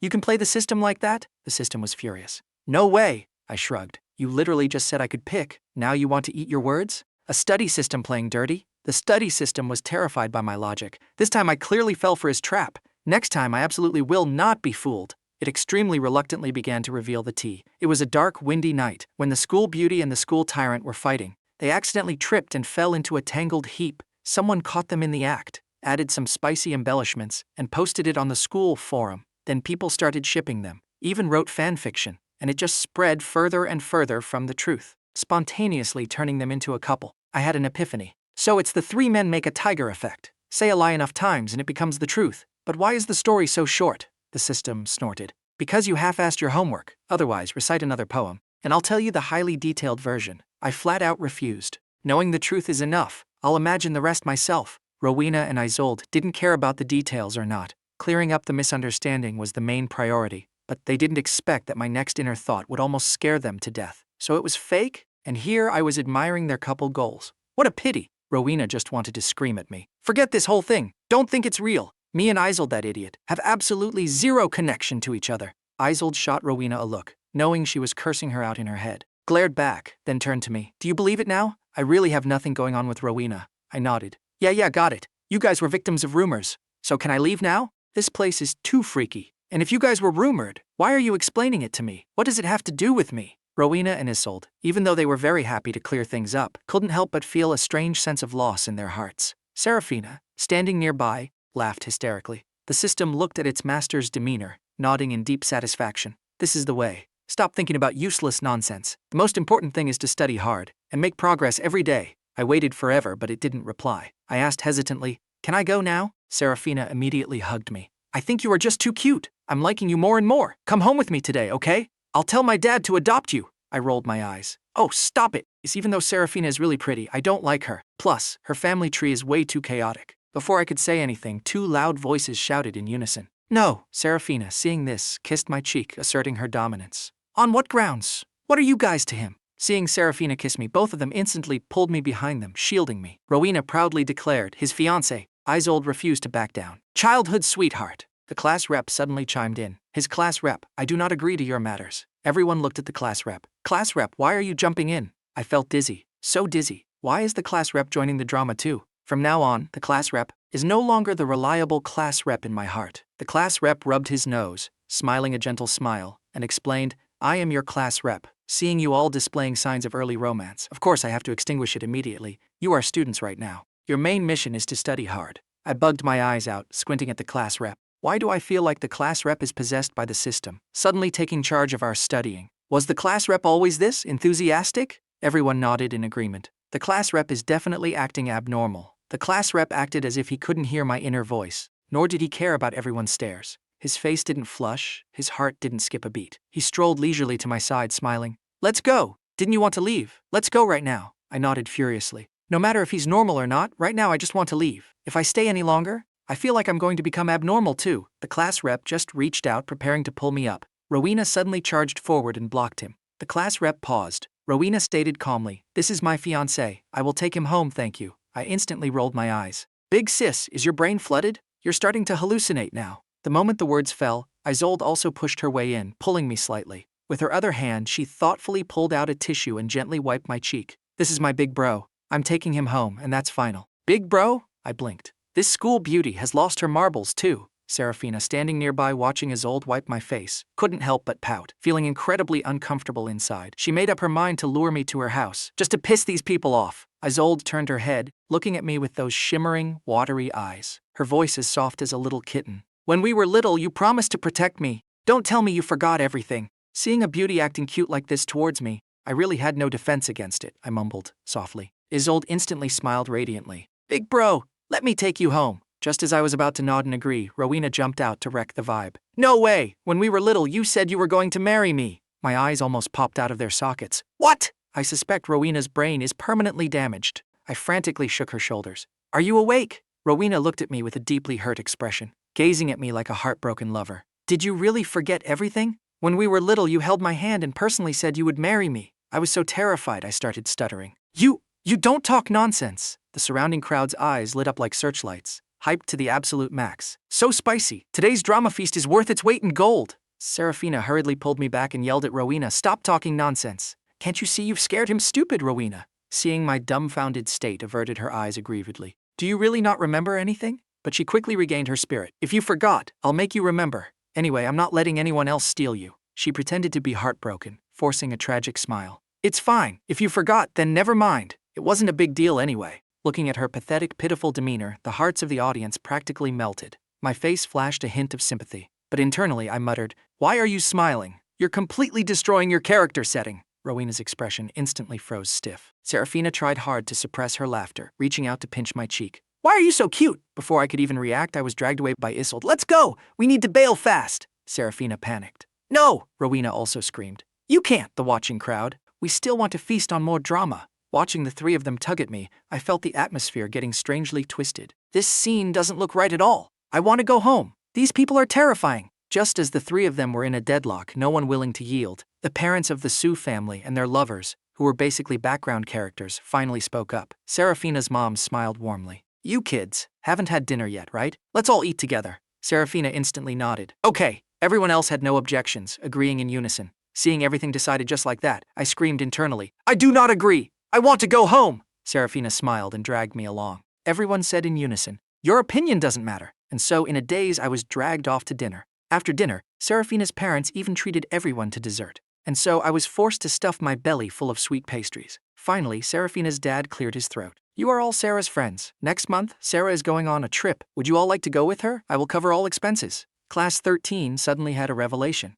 So Seraphina's dad is bribing us to keep today's events a secret. A free trip? This deal is an absolute steal. Plus, with Seraphina supervising, they wouldn't dare talk nonsense anyway. And so everyone happily agreed. "Thank you, Uncle." Her dad waved his hand. "No need to be polite. You're all Sarah's friends." I slumped onto the table, mumbling, "I want to go home, I want to go home, I want to go home." Hearing my mumbling, everyone couldn't help but snicker. Seraphina stood up and pulled me along. "I'll take you home." I nodded quickly. "Finally, I can go home." Just as I stood up, Isolde and Rowena stood up as well. Looking at these two, I screamed internally, "Not again!" Isolde, hearing my inner voice, couldn't help but rub her nose. Rowena adjusted her hair, pretending she didn't hear a thing. Ultimately, Seraphina's dad arranged for someone to drive us home. Class 13 watched Seraphina lead me into the car. Rowena and Isolde followed right in. They were so jealous it never ended. They also wanted to hear my inner voice. Suddenly, the class rep also got into the car. Everyone got even more hyped. This car ride is going to be incredibly entertaining. Inside the car, surrounded by them, I just wanted to bury my head in my chest, hoping I could turn invisible. Oh my god, why did they get in the car too? This vibe is too weird. I'm suffocating. The people in the car, hearing my internal monologue, almost couldn't hold back their laughter. The whole way, I kept mumbling internally, non-stop, but the others remained bizarrely calm. "No, the system broke first." The system glared at me. "Can you shut up? You're so annoying." I stayed stubborn. "No, I'm gonna keep mumbling." The system gave me a look. "Save your energy. You still have to do homework when you get home." I instantly played dumb. "What homework? Why don't I know about any homework?" The system flashed an evil, villainous smile. "Stop pretending. When you get home, you must finish it for me." I instantly exploded. "I'm not doing it!" I'm as tired as a dog today. Aren't you gonna let me rest? The system sneered. You look like you still have plenty of energy to me. I huffed at the system, cursing it internally. Why am I stuck with this blasted system? The system grinned widely at me. Don't be like that. We still have to travel together, all the way to the university entrance exams. I broke down even more, hugging my head, closing my eyes, and pretending to sleep. In my days, I dreamt the system transformed into a demon, locking me in a dark room, forcing me to study like a maniac, not letting me go out to play. If I resisted even a little, I got whipped. I jolted awake, patting my chest, panting heavily. Thank God, it was just a nightmare. Scared me to death. Everyone, seeing me look so terrified, gathered around with concern. What's wrong? Had a nightmare. I waved my hand. I'm fine. Just dreamt the system locked me in a dark room, forced me to study. When I didn't listen, it beat me. So scary. I blinked continuously. Rowena's face was full of question marks. Isolde also looked confused. The system jumped up. In your heart, is that my image? You are going way too far. I calmed myself down, speaking with difficulty. It's hard to explain. In novels, those systems always threaten their hosts, forcing people to be obedient. The system snorted coldly. Even though I really want to do that. But I immediately cut it off. As expected, you do want to threaten me. You do want to lock me up and force me to study. You truly are a dark, evil system. The system was so furious it hopped around. Hey, stop talking nonsense. This system is a certified, orthodox system. I don't do those shady things. I seized on the crucial point. Then you are not allowed to threaten me, and you are not allowed to force me to study. The system nodded. I instantly grew bolder. Then what if I don't do my homework? The system narrowed its eyes. You know the maid at your house, right? And her son? I got curious. What about her son? The system smiled coldly, looking smug. Finish your homework, and I will tell you. I blurted out. Oh my God, the moment I said it, I regretted it. Because 3 pairs of eyes were staring intently at me, I hurriedly forced a smile. Nothing. It's nothing. The 3 of them nodded. We understand. I looked at them, bewildered. Even though it was weird, at least they didn't think I was crazy. That's good enough. I turned to negotiate with the system. Can't you just tell me a little bit first? The system was stoic. Sure. Once you finish your homework, I'll tell you instantly. Looking at the system's obnoxious attitude, I gnashed my teeth in anger. I don't want to know anymore. The system shrugged. Yeah? Good. I got even angrier. Turned my head, ignoring it, mumbling internally. What's the big deal? I don't even want to know. The 3 of them heard my inner voice and concluded, he desperately wants to know. In less than 3 minutes, I surrendered, stood up and said, Fine, I'll do it. Happy now? The system flashed a triumphant smile. Deal. Pleasure doing business with you. I replied angrily. Pleasure. Seraphina looked at my demeanor and couldn't hold back the urge to pinch my cheek. Even though she knew it wasn't polite, her hand moved faster than her brain. She pinched me. I bugged my eyes out. What are you doing? Seraphina coughed, smiling. You're too cute. I couldn't control myself from pinching your cheek. I was suspicious. Is couldn't control myself supposed to be used like that? But since someone praised me, I smiled and replied, You're cute too. Even though it sounded like standard politeness, Seraphina was still thrilled, walking forward, unable to resist wanting to kiss me. Rowena was fast, grabbing a throw pillow and tossing it between us. Isolde directly blocked in front of me. Classmate Sue, please have some self-respect. Seraphina smiled brightly, provoking her. Why should I? I'm a girl. So what if I kiss him? Rowena glared at her. Your emotions are clearly unstable. Don't ruin my fiancé. I rolled my eyes, protesting. Can we please stop mentioning the fiancé thing? Rowena pouted, displeased. Isolde glared at Rowena, shielding me and saying, Please everyone, stay away from my big bro. Rowena and Seraphina retorted in unison. On what grounds? Isolde curled her lips, smugly declaring, On the grounds that he is my big bro. He said he'd protect me for my whole life. I am the most important person to him. Rowena snorted coldly. I'm still his fiancé. Seraphina's eyes burned with fire. But I kissed Felix, more than once. Everyone's head filled with question marks. The driver in the front, who was on a phone call, couldn't help but worry for his boss. He wondered if the boss knew his daughter was experiencing early romance, and even had a whole pile of love rivals. Would he pass out from anger? On the other end of the line, Seraphina's dad was so mad he wanted to hang up, but he restrained himself. Now he was a little worried about his daughter's early romance. But it's probably fake, because she never had one before. Starting just today, she's probably just doing it because she's mad at him. He psychologically convinced himself. Before he could fully persuade himself, he heard through the phone, Felix, be my boyfriend. I can tell my parents to adopt you. And the little great-grandpa and little grandma too. They are very rich as well. Seraphina's dad almost spat blood, but he quickly digested it. His daughter likes that boy. He wasn't opposed to it, but that kid clearly hasn't caught on yet, and there are so many people chasing him. Can his daughter defeat them all? It seems it's time for him to step in. He must pass down to his daughter the ultimate secret manual on how to court the person you like. Hearing Seraphina's words, I was so shocked I couldn't even speak. Did I hear that right? Definitely did. I must not be fully awake. Why did I just hear Seraphina confess to me? Must be fake. I remember Seraphina already has someone she likes. It's definitely fake. I misheard. It must be. Seraphina raised an eyebrow. I have someone I like? Why don't I know about this? Must be a rumor. Whatever, right now the important thing is to lure him to my house. Bringing a treasure like this home will definitely be fun. She smiled and said, no, I'm telling the truth. I really like you. I felt my ears ringing. I've probably been forced to study too much by the system lately. Pushed until my brain is no longer functioning normally. I actually hallucinated 2 confessions. As expected, I can't study forever. I need to rest. The system heard my thoughts and couldn't help but roll its eyes. Blaming me again? What does this have to do with me? But kids nowadays really play this big. Thinking about it, it thought to itself, my master probably won't be fooled by these sweet words, right? It looked at me anxiously. Seeing my dumbfounded expression, it was satisfied. Good. No blushing, no fluttering heart. His main mission right now is to study hard. It's best if he doesn't think about these weird, messy things. Seraphina spoke again. I feel like I'm liking you more and more. I bugged my eyes out. Great. 3 times. I guess I didn't mishear. Looking at Seraphina's radiant smile, just as I was about to open my mouth, the voices of Rowena and Isolde simultaneously rang out. The class rep pushed the glasses up his nose. That's a no-go, classmate Sue. Our mission right now is to study hard. Early romance is strictly prohibited.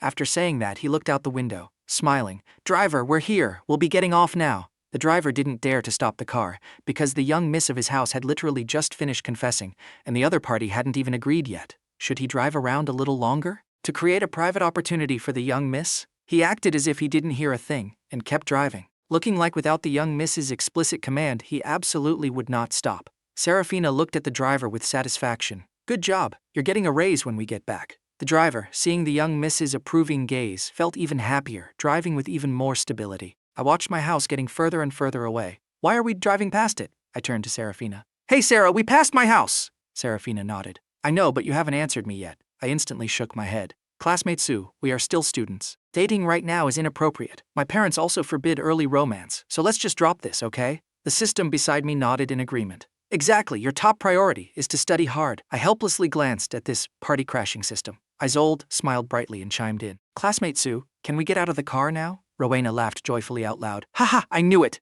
Felix still remembers me. That's why he rejected Seraphina's confession. Seraphina ignored them and spoke directly to me. You can just call me Sarah. I rolled my eyes. Is now really the time to discuss nicknames? But outwardly, I obediently called her Sarah. Seraphina smiled so widely her eyes curved into crescent moons. Yes, Felix. She turned to the driver and ordered him to turn the car around. The driver immediately made a U-turn and drove back to my house. Arriving at the gate, the car stopped. I was just about to step out when Seraphina called me back. My dad invited everyone to go on a trip, remember? I was confused.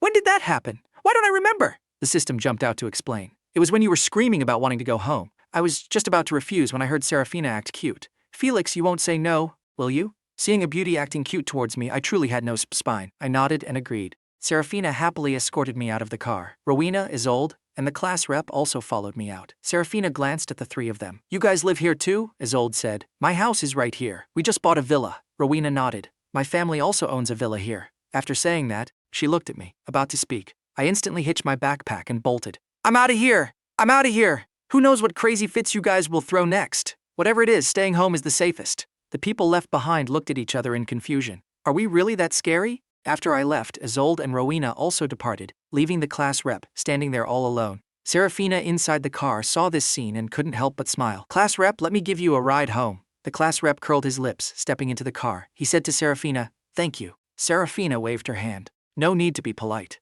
After Seraphina dropped the class rep off, she returned home, only to find 4 people standing ramrod straight in the living room. Seraphina glanced at them and sat down on the sofa. Are you planning to be honest with me, Mom? Her mom stammered, unable to form a single sentence for the longest time. Finally, she shoved Seraphina's dad forward. Sarah, let your dad tell you. Back then, Mom wanted to tell you, but your dad disagreed. Dad. Realizing he had been sold out, he turned his head to see the other 3 cheering him on with gestures, leaving him no choice but to bite the bullet and step up. He stammered for a long time, before suddenly blurting out, Sarah, do you really like that classmate? Dad can help you. The other 3 were utterly dumbfounded. Why did the topic suddenly jump to this? They found it bizarre. But Seraphina was instantly intrigued. She looked at her dad. Dad, you have a method? Seraphina's dad sat next to her. Of course, back in the day, I managed to woo even someone as difficult as the little great-grandpa. Your little classmate is just a piece of cake. The little great-grandpa looked at Seraphina's dad's inserious demeanor and couldn't help but facepalm in sheer exasperation. Seraphina's mom and the little grandma beside them looked at the little great-grandpa and found it hilarious. The Sue family actually started holding a strategic meeting on how to court someone. Seraphina's dad summarized, if you want to woo a boy, you need to have thick skin, be romantic, and be willing to spend money. Seraphina looked at her dad, listening to him sound like an absolute seasoned veteran. Dad, did you court a lot of people back in the day? Her dad had just opened his mouth when he instantly felt a death glare locked onto him. He turned his head, met his lover's eyes, and immediately hit the emergency brakes. Of course not. In this entire lifetime, Dad has only ever pursued one person, and that is him. He looked at the little great-grandpa with eyes overflowing with love. Seeing this, Seraphina just wanted to gag. She never knew her dad could be this disgustingly cheesy. Looking at the two of them exchanging sticky, honey-dripping gazes, she decisively gave up on asking her dad. She turned to her mom. Mom, do you have any good suggestions? Her mom blushed deeply, waving her hands in embarrassment. My method isn't suitable for you. You kids are still young, it's not appropriate. Seraphina, burning with curiosity, leaned closer to her mom, asking with great interest, what is it exactly? Her mom, face beet red, whispered something into Seraphina's ear. Seraphina's face instantly flushed crimson. Seeing this, her mom said, I told you it wasn't suitable for you. Seraphina touched her hot cheeks, looked at the four people in the living room, dropped a single sentence. I'm going upstairs. I basically understand everyone's situation now. Her dad asked, You're not opposed to it? Seraphina asked back, Why should I be opposed? Even if I were, could you guys actually break up? Her dad and mom hugged their respective lovers and shook their heads frantically. Then there you go. All right, I'm going upstairs. Seraphina dropped that line and headed up. Inside my bedroom, I was violently wrestling with my homework. I can't write anymore. I genuinely can't write another word. Why is there so much of this? The system stood beside me, holding a tiny little stick. What do you mean so much? It's been this amount for years. You haven't finished because you simply aren't working hard enough. I glared at the system with massive grievance. The system smacked me with the stick. Write faster. I hugged my head, looking pitifully at the mountain of exercises in front of me. It's too hard. Why do I have to be bound to this blasted system? I want to unbind. I want a refund. The system's voice echoed like a literal demon. Keep dreaming. You can never escape me, but there is one way. I got so excited I almost jumped out of my chair. What? What is it? The system spat out a single sentence. If you get accepted into a top-tier Ivy League university, then I will unbind from you. I immediately lowered my head and started writing like an absolute maniac. I think I should just stick to my homework. The system, seeing me finally quiet down, couldn't stop the corners of its mouth from curling up.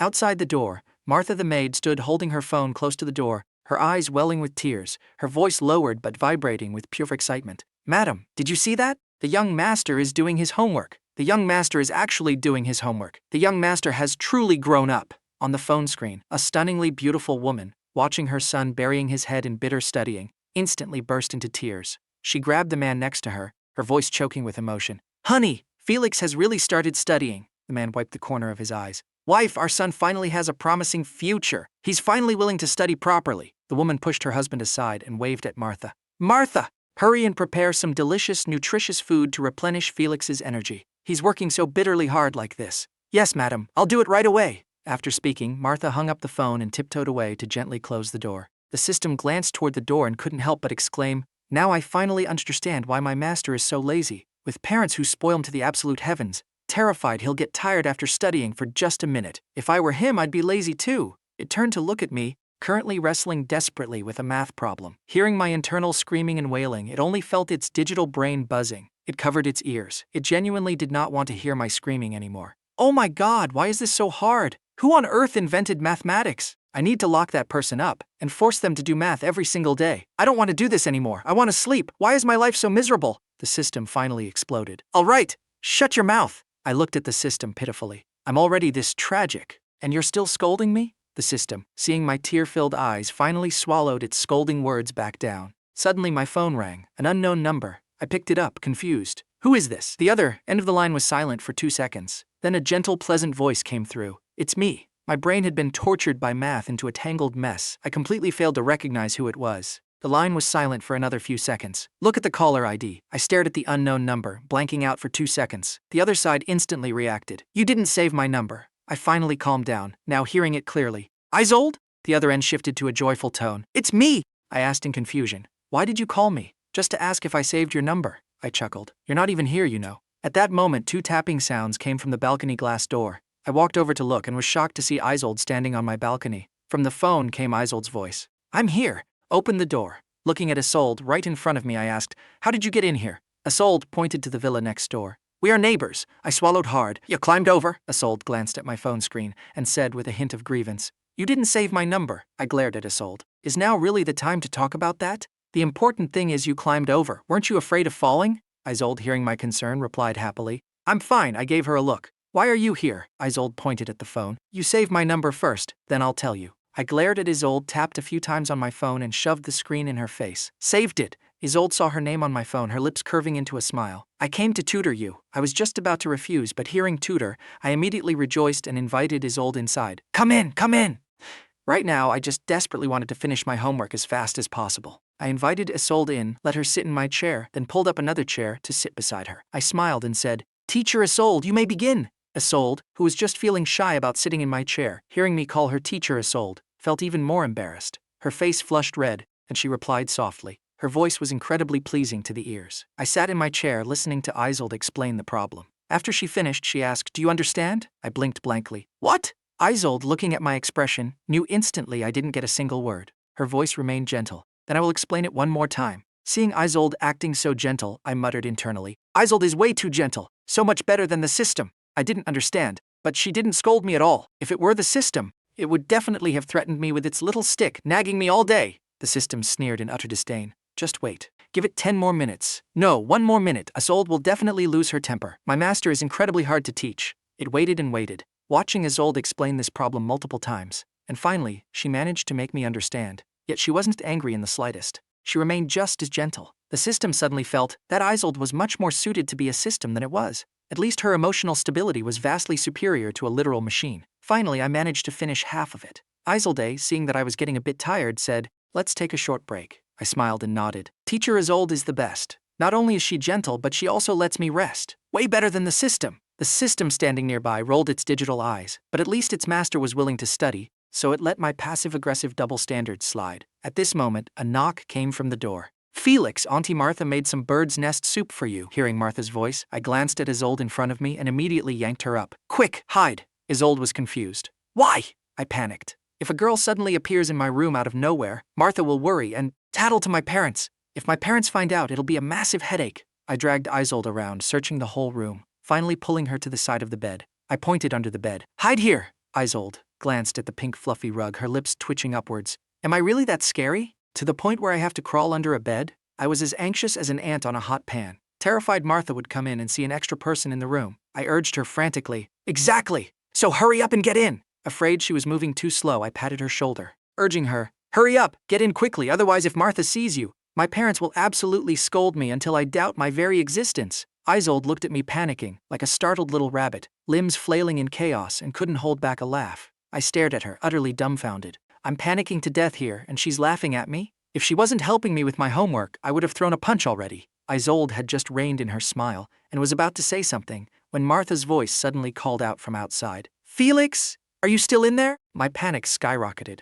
I pulled Isolde down to the floor, pointing under the bed with a fierce, threatening glare. Get in! Isolde glanced at the space under the bed, then looked at my cheeks puffed out in anger, and without any more hesitation crawled under the bed. Seeing her finally successfully hidden, I breathed a massive sigh of relief. Hurriedly opening the door, I flashed a bright smile at Martha. Martha, you can just give this to me. I still have homework to do. Martha looked at me, covered in sweat, and frowned. Felix, what's wrong? Why are you sweating so much? I touched my forehead. Sure enough, it was drenched, probably from the pure panic. I took the tray from Martha's hands. Martha, I have a lot of homework left to do. I won't chat with you anymore. I'm going back in. Martha, seeing that I was finally putting effort into studying, naturally didn't dare to disturb me. She nodded. Okay, Felix, but don't study too late. It's not good for your health. I nodded repeatedly and closed the door. Only then did I let out a heavy sigh of relief and collapsed onto the floor. Martha looked at the closed door, tears of profound emotion welling up in her eyes. Our young master has finally become sensible. He's taking the initiative to do his homework. She had to report this massive, joyous news to the madam and the boss. Pulling out her phone, Martha excitedly called the madam, intentionally walking far away to avoid disturbing me. The moment the call connected, she excitedly reported, Madam, the young master is doing his homework. He's been doing it this whole time. The young master has truly grown up. From the other end of the line came a choked, emotional sob. Felix is finally willing to study. This is wonderful. I must go back. I must go back right this instant. After saying that, she hung up. On an unnamed private island, inside a luxurious villa, a handsome middle-aged man watched his wife frantically packing her luggage and couldn't help but say, Wife, are you planning to go back right now? The beautiful woman, strapping on a backpack, nodded resolutely. Of course! Studying is so hard. I must go back to take care of our son's health. The man recalled his wife's culinary masterpieces that literally blew up their kitchen. In order to ensure his son had a good environment to study, he hastily interjected, Wife, our son finally decided to study. If you go back and micromanage him, what if he gets annoyed and runs away from home? What then? Hearing this, the woman, who was about to make a phone call, instantly froze. Honey, is that true? The man stood up, pulled his wife to sit down, and gently analyzed the situation. Don't you know your own son's personality? If you go back and pressure him and he abandons his studies, what will we do? Hearing this, the woman instantly calmed down. Honey, I think you're right. Let's stick to our original plan. The man smiled and nodded. Whatever the wife says goes. But I'm not at ease leaving him home alone. It's fine, Martha is there. Under her husband's gentle coaxing, she finally felt reassured. I sat slumped on the floor for a while, completely forgetting that Isolde was still under the bed. She lay under there waiting forever, but never heard Martha enter the room. She only heard the sound of the door closing. The room sank into a bizarre, eerie silence. Unable to hold back, she carefully poked her head out to look. Martha seemed to have left. At that moment, she crawled out from under the bed, staring at me, the pathetic mess sitting on the floor. Seeing my panicked state, the corners of her mouth slightly curled up. Is it really that scary? I nodded vigorously. Very scary. Extremely scary. An extra girl suddenly appearing in my room? If Martha found out, she'd definitely snitch to my parents. They would immediately fly back and interrogate me non-stop with endless questions. That is the true definition of horror. Isolde, hearing my inner monologue, raised an eyebrow slightly. You're that afraid of your parents? She reached out and patted my head. There, don't be scared. I gave her a weird look, instantly retorting, I'm not scared. And another thing, I swatted her hand away, emphasizing, do not pat my head. Isolde's smile deepened. Okay, I won't pat it next time. I stood up from the floor, conveniently handing the bowl of bird's nest to her. Teacher, thank you for tutoring me. This is for you. Isolde took the bowl, her eyes sparkling. Just this? Nothing else? Is there more? This is my late-night snack for today, you know? I'm giving you my entire late-night snack. What more do you want? I looked at the bowl of bird's nest in her hands, reaching out to take it back, but she smoothly dodged me. She smiled brightly. I like this very much. Thank you. I looked at her helplessly. 1 second you don't want it, the next you do. Truly bizarre. Isolde pretended not to hear, holding the tray in one hand and pulling me to the desk with the other. I sat down in the chair. She urged, drink it quickly. Once you're done, I'll teach you the rest. After we finish, I get to hear the drama about Martha's son, right? Isolde looked at my eager, expectant eyes. I took a sip and praised, it's so good. I smiled smugly. Of course, Martha's cooking skills are top tier. After I finished drinking, Isolde set the bowl aside and began fully concentrating on tutoring me. With the allure of premium drama dangling in front of me, no matter how tired I was, I gritted my teeth and persevered. Finally, under her dedicated guidance, I finished all the homework, I excitedly declared. I'm finally done, looking at the notebook in front of me. Isolde smiled beside me. You did great, you finished so fast. I glanced at the pitch-black sky outside the window, turned to Isolde and said, you don't have to force compliments like that. I know my own level. I smiled apologetically, thinking internally, is it a bit rude to kick out the guest immediately after the tutoring is done? Isolde smiled radiantly, looking at me as if waiting to see what excuse I would invent. I felt a bit awkward, but for the sake of the drama, I risked it all. I probed tentatively. It's quite dark outside, isn't it? Isolde held back a laugh, her eyes sparkling, and nodded. Quite dark? Then shouldn't you be heading home? Otherwise, your aunt and uncle will worry. You're living alone, you should go back early. What if there's a burglar? Isolde blanked out for a second, then let out a helpless laugh. A burglar? In my house?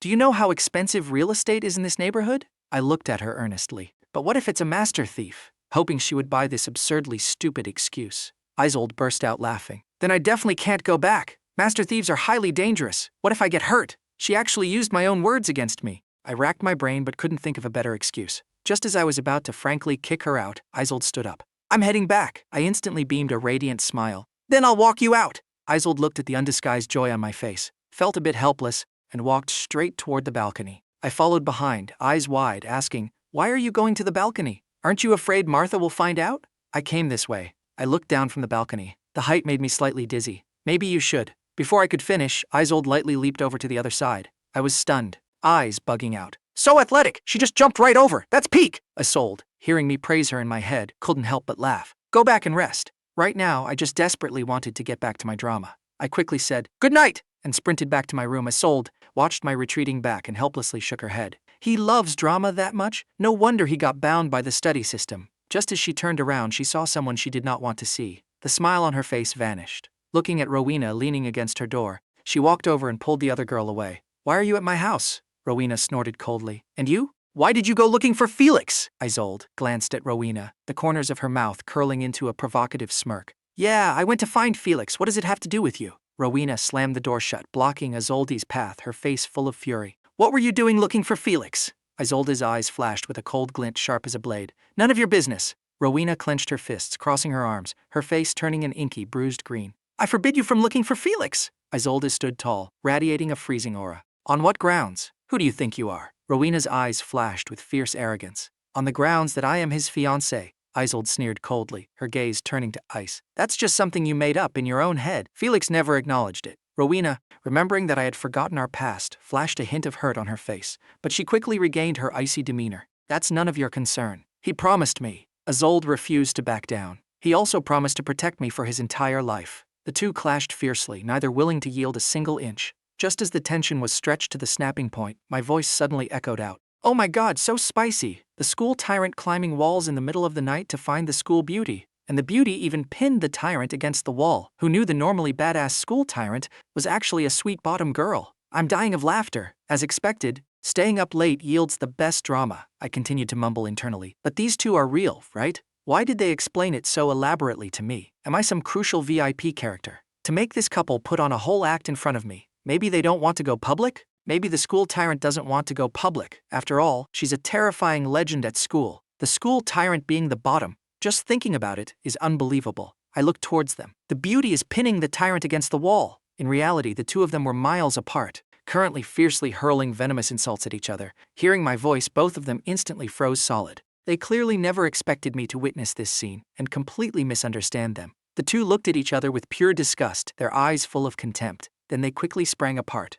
I was dumbfounded. What's wrong? Why are they so far apart now? Are they mad at each other? Why are they throwing a tantrum again? Is this couple always this moody? Is dating really this annoying? The system's voice suddenly echoed in my head. Dating is incredibly annoying. You'll become a fool for love. Your money will be given to the girl, and you'll become someone you don't even recognize. It's terrifying. I was so scared my voice trembled. It's that scary? The study system nodded emphatically. Exactly. You are still young right now. You don't know how to distinguish who is genuine and who is fake, so you must study hard. Pass the university exams and make yourself smarter. That way, you won't be scammed by girls. I nodded in strong agreement. True. I think you're right. Scammed for feelings is one thing, but scammed for my money is absolutely unacceptable. Exactly. So let's go back and do homework, I protested. No, I just finished my homework. You haven't told me the story about Martha's son yet. Fine. Let's go back to your room, and I'll tell you right away. I hurriedly stood up but suddenly noticed two pairs of eyes glaring dead at me. I was so terrified I froze for a few seconds. Then I bolted, my heart panicking wildly. Ah! I've been spotted! When I go to school tomorrow, these two are definitely going to murder me to silence me. Oh my God, maybe I should transfer schools. Both girls, hearing this, instantly panicked. Then they heard my inner voice again. Transfer schools? No, if I transfer, my parents will ask for the reason. I can't exactly say it's because I witnessed the secret affair of the school beauty and the school tyrant. Forget it. Right, just forget this ever happened. I'll just pretend I saw nothing. Yes, exactly. I am truly a genius. Hearing that I wouldn't transfer, both let out a sigh of relief. Then they looked at each other in disgust and said in unison, "This is all your fault. If Felix transfers, you're dead meat." Both let out cold snorts, turned around, and walked away, entering their respective rooms and slamming their doors. The system asked in confusion, "Are they really that scary?" I nodded vigorously. Today I witnessed with my own eyes Isolde pinning Rowena against the wall. If the school tyrant comes to school tomorrow and bullies me, what do I do? Should I tell my parents? Ugh, so annoying. Maybe I'll fake being sick tomorrow, skip school and wait for the tyrant to cool down before figuring it out. The system immediately shook its head and vetoed it.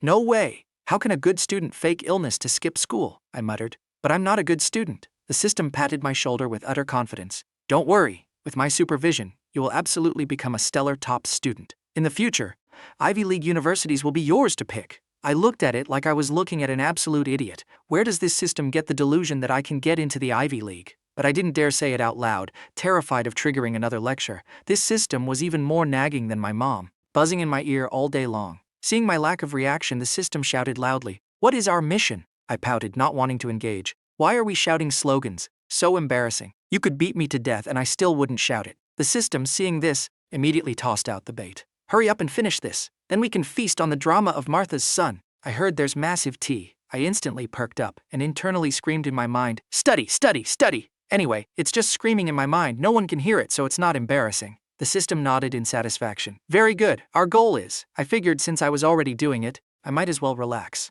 and yelled out comfortably, "Get into the Ivy League! Get into the Ivy League!" The system, seeing me cooperate, decided to offer a small reward, lest I get unhappy and go on strike. Come here, I'll tell you the story. I excitedly stood up, but suddenly heard a noise outside the door. I opened the door to check but saw nothing. Just as I was about to step out for a closer look, the system urged, "Hurry back in! I'm about to start the story!" Thinking about the incoming drama, I immediately closed the door and ran back inside. After I left, a person stood up from the corner of the balcony, a faint smile blooming on her face. He really is too cute. She looked at the cactus on the balcony, reaching out to touch the little flower blooming on it. When he was little, he was a little scammer. Now that he's grown up, he's forgotten everything. Touching the flower, she found this childish action of hers amusing. Taking one last glance, she leaped down from the balcony. Inside my room, I sat on the bed surrounded by bags of snacks. I took a bite of chocolate and anxiously urged, "Spill the tea! Spill it!" The study system watched my actions. Even though it felt eating on the bed wasn't a great habit, seeing me so full of anticipation, it thought, whatever,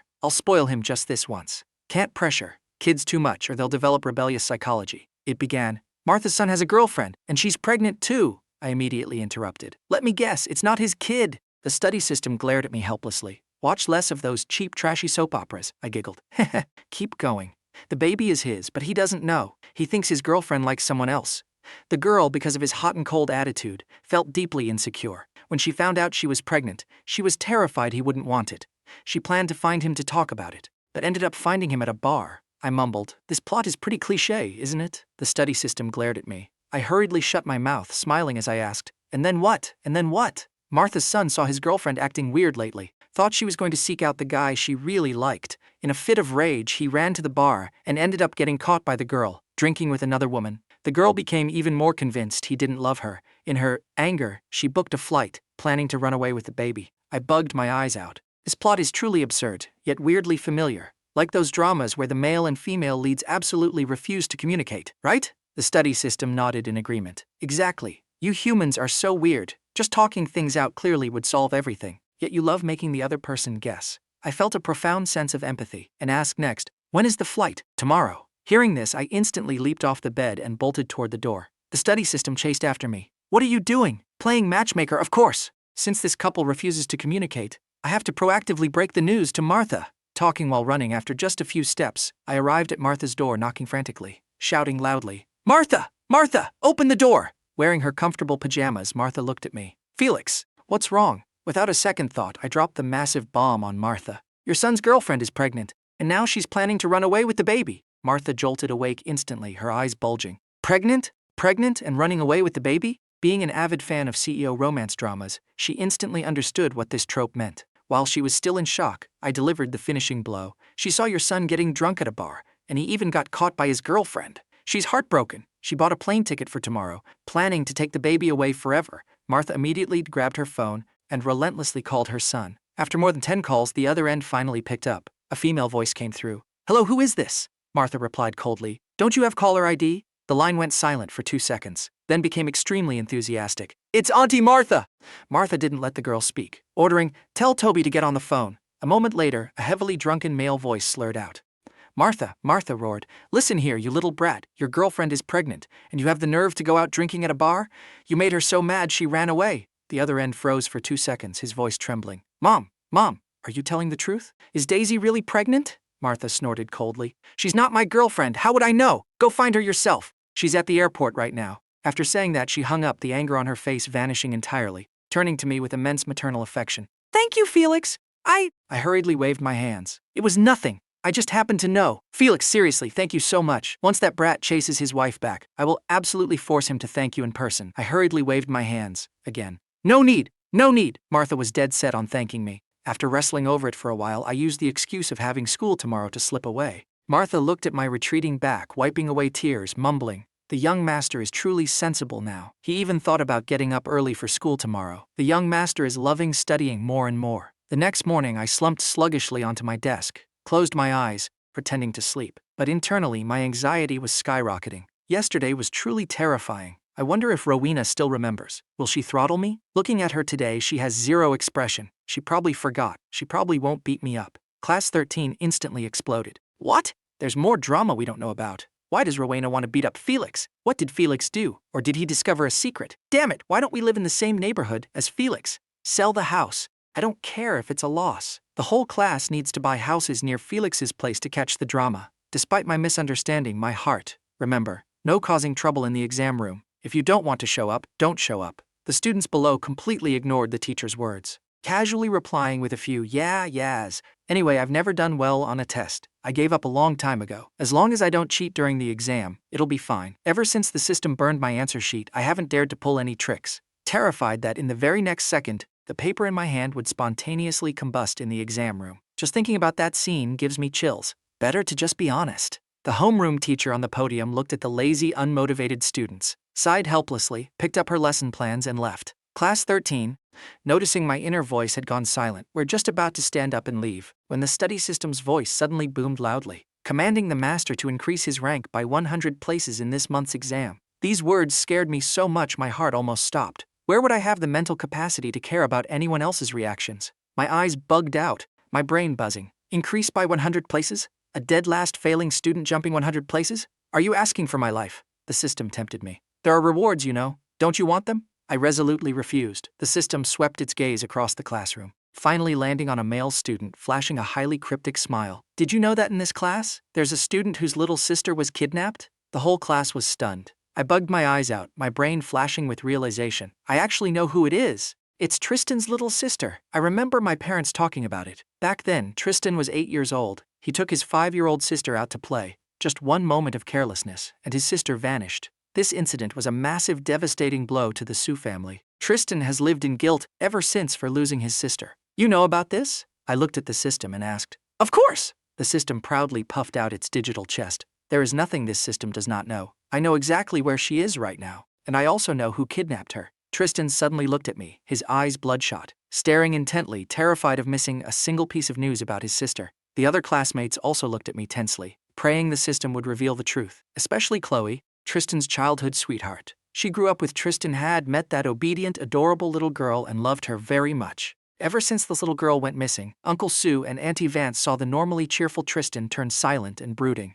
Chloe had caught Tristan on multiple occasions hiding in his room, crying alone. He even used a knife to slash his own arms. The time she stopped him, seeing Tristan covered in blood, his eyes as red as a demon's, screaming, "Why wasn't I the one who went missing? Why? It was clearly my fault." Now that there was news of Tristan's sister, Chloe's eyes sparkled with hope. Tristan finally wouldn't have to torture himself anymore. She looked at me, desperately hoping the system would quickly reveal the truth. I anxiously shouted, "Then hurry up and tell us," the system demanded. "If you increase your rank by 100 places in the monthly exam, I will tell you." Tristan clenched his fists so tightly, his fingernails dug into his flesh, completely oblivious to the pain. One classmate couldn't hold back a curse. "I really want to curse it out, but I'm trying to hold back." Negotiating gently, "Can you tell us first? If you tell us, I swear I will study like a maniac." The system shook its head, refusing. "No way. I couldn't hold it in either. Do you even have any humanity? That little girl's life or death is unknown right now. How can I possibly have the mood to study? I am not human, I am a system." This ice-cold response made me want to uninstall it completely. The system, seeing I was on the verge of exploding, hurriedly added, "She is very safe.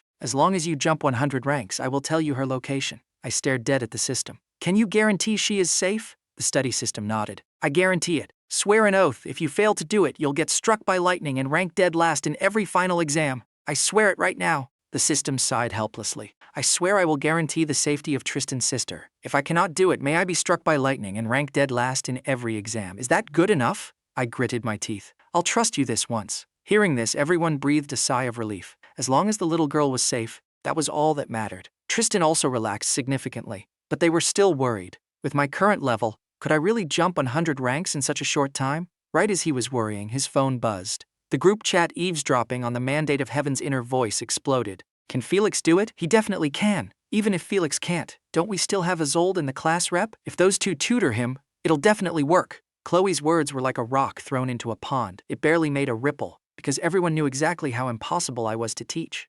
But nobody had the heart to pour cold water on her, universally chiming in the chat. Penelope suddenly texted, "If it doesn't work, we can use technology to help him." "You mean cheating? Don't make it sound so ugly. This is helping a classmate. Keep dreaming." Back then, I handed him a cheat sheet, and it was incinerated into ash by the system. You think technology can escape the all-seeing eyes of the system? These words plunged the group chat into dead silence. Suddenly, some absolute genius jumped out. "How about we just pool our money and bribe a bunch of students from other classes to skip the exam?" Boom! Felix instantly jumps 100 ranks. I think this plan is brilliant. I think so too. Are your brains flooded with water? He has a system. Do you think it won't notice? This won't work. That won't work either. What exactly are we supposed to do? The only way left is to relentlessly cram tutor him starting right now. Teach him to strictly secure points on all the basic questions. If he can do that, jumping 100 ranks shouldn't be a problem. I think this plan is viable. Everyone simultaneously nodded in agreement. Tristan looked at the messages in the group chat. Seeing everyone racking their brains over this issue, his eyes grew a bit damp, his fingers trembling slightly as he typed, "Thank you, everyone. Don't be a stranger. We are classmates. Your little sister is our little sister too. If our own sister is missing, of course we're going to risk our lives to find her. Exactly. We have to find our little sister and bring her back. Tristan, don't worry. The class rep and Isolde are both top-tier academic geniuses. They can definitely teach Felix. Felix might be a bit lazy, but he absolutely will not run away from this responsibility. Just look at how hard he's studying right now." Hearing Seraphina's message, everyone turned to look at me. Seeing me burying my head in bitter, grueling study, if only they couldn't hear my inner voice screaming and wailing, it would have been perfect. Oh my God, why is this so hard? If I had known, I would have studied properly back then. This is too hard. System, can we negotiate a little bit? Like cutting it in half? Jump 10 ranks? How about that? The system's robotic voice clearly glitched with incredulity. That is a horrific discount. From 100 ranks down to 10 ranks? Do you think I'm selling cabbages at a wet market? Even wet markets don't haggle like this. I laughed awkwardly twice. Then do you have any special items, like a pill that makes me an instant genius upon swallowing, or a magical dimension, where time flows differently inside compared to the outside? The system nodded. I do, but you can't access them right now. Why? Because someone is too lazy, because you refuse to study hard, you lack the qualifications to access items. I instantly shut my mouth, asking quietly, then what do I get as a reward if I jump 100 ranks? Only the information about Tristan's sister. I completely accepted my tragic fate. I had no choice but to study bitterly. Why is it that when these words are separated, I know every single one of them, but put together they look like an alien language? Just as I was lost in total confusion, Isolde walked over. What don't you understand? I'll teach you. Seeing Isolde, I felt like I was looking at a savior. Good person. May good people have peace their entire lives. May good people give birth to 8 treasures in one go. Isolde's mouth twitched violently. 1 by 8 treasures? I'll pass on that. Rowena couldn't hold back a burst of laughter. Isolde, you actually have a day like this too. Everyone tried desperately to hold back their laughter, even though they knew laughing at this moment was highly immoral, but they just couldn't hold it in. Watching the entire class shaking with suppressed laughter again, I couldn't help but blurt out, are they having another collective episode? Are they seriously having a real seizure this time? Class 13 instantly clamped their mouths shut. Is this instant karma? We just laughed at Isolde, and now it's our turn to be laughed at. I looked at Isolde, then peeked at Rowena. Thinking back to what happened last night, I hesitated slightly. If Isolde teaches me now, will Rowena get mad? If she gets mad, will she beat me up? She looks so scary, she must be super fierce when she's angry. If I let Isolde teach me, will she get jealous? I peeked at Rowena. Her face was already as black as the bottom of a wok. Oh no, I'm dead. She must be furious. But I can't refuse Isolde. She is way more patient than the system who constantly calls me an idiot. When she teaches me, she never scolds me. And now asking for her help is to save Tristan's sister. Rowena should be able to understand that, right? Right? All of Class 13 bugged their eyes out. A cascade of question marks manifested above their heads. What is going on? Didn't they say Isolde and Rowena's rumor was fake? Why did Felix change his tune? Oh my God, did we accidentally stumble upon some earth-shattering secret? Will we be murdered to keep the secret safe? Seeing Rowena's pitch-black face, the whole class instantly and wisely zipped their lips. Rowena took long strides right in front of me, scaring me so much my primal instincts made me shrink back. Rowena furrowed her brows. You completely misunderstood what happened yesterday. Isolde, standing next to her, nodded in agreement. Yesterday, Rowena, that idiot, came looking for a fight with me. I have no idea how you managed to misunderstand it, so completely backwards. Looking at the 2 impossibly stunning beauties in front of me, I didn't dare say a word. How is this my fault? Last night, it was clear as day that Isolde pinned Rowena against the wall. You 2 almost kissed. Class 13 sprouted question marks on their heads yet again. Almost kissed? Pinned against the wall? What kind of premium drama did we miss out on last night? Rowena pursed her lips. You saw wrong. I was about to fight Isolde. I could never, in a million lifetimes, like that idiot. I already have a fiancé, I will never betray him in my entire life. Do you understand, Felix? Facing those deep, captivating peach blossom eyes, my heart pounded wildly against my ribs. I felt like I absolutely could not withstand this level of beauty barrage attack. Isolde, seeing this, spoke with a voice as gentle as coaxing a kitten. You said you would protect me for my entire life. I have always remembered that. Looking at the pitiful Isolde, my heart melted a solid 2/3. What exactly do these 2 want from me? I believe you, okay? Just stop using honey traps on me. I'm a total sucker for beautiful girls. I genuinely can't handle this. Isolde's lips curled up, her eyes sparkling as she looked at me. Rowena's peach blossom eyes also curved into crescent moons, her entire aura becoming significantly softer. All of Class 13 screamed internally. What is happening right now? There are living, breathing people right here! Stop treating us like invisible air! At the exact same time, inside a dark cellar in a remote, isolated village, a filthy girl, locked tightly in heavy chains, lay on the floor. Quietly, her eyes shut. Even as rats crawled over her body, she didn't wake up, as if she had fallen into a death-like slumber. Suddenly, a noise shattered the dead silence. The pitch-black space was pierced by a sliver of light. A man walked in. Seeing the girl on the floor, he delivered a few vicious kicks. The girl didn't react. He cursed maliciously. "Get up, you bitch!" The girl slowly opened her eyes. Seeing the person who arrived, she shrank back in sheer terror, her mouth emitting weak, pathetic pleas for mercy. He raised a thick stick, preparing to strike. The girl instinctively hugged her head, her body curling up, bracing for the agonizing pain. But the expected agony never came. Instead, there was a loud, heavy thud. She tremblingly opened her eyes to see the man sprawled on the floor. She didn't dare approach, only shrinking further back. At this moment, a tiny black cat silently padded in, walking past the fallen man right up to the girl. In its mouth, it carried a piece of bread, which it gently placed in front of her. The girl didn't dare take it, but staring at the bread, she swallowed hard multiple times, looking as if she wanted to devour the whole thing with her eyes. The black cat, seeing this, helplessly walked outside. The girl, confirming the cat had gone far away, lunged forward and wolfed down the bread ravenously. The black cat hid behind the door, watching her finish eating, before breathing a sigh of relief. Good thing I arrived in time, otherwise she would have been beaten. If that happened,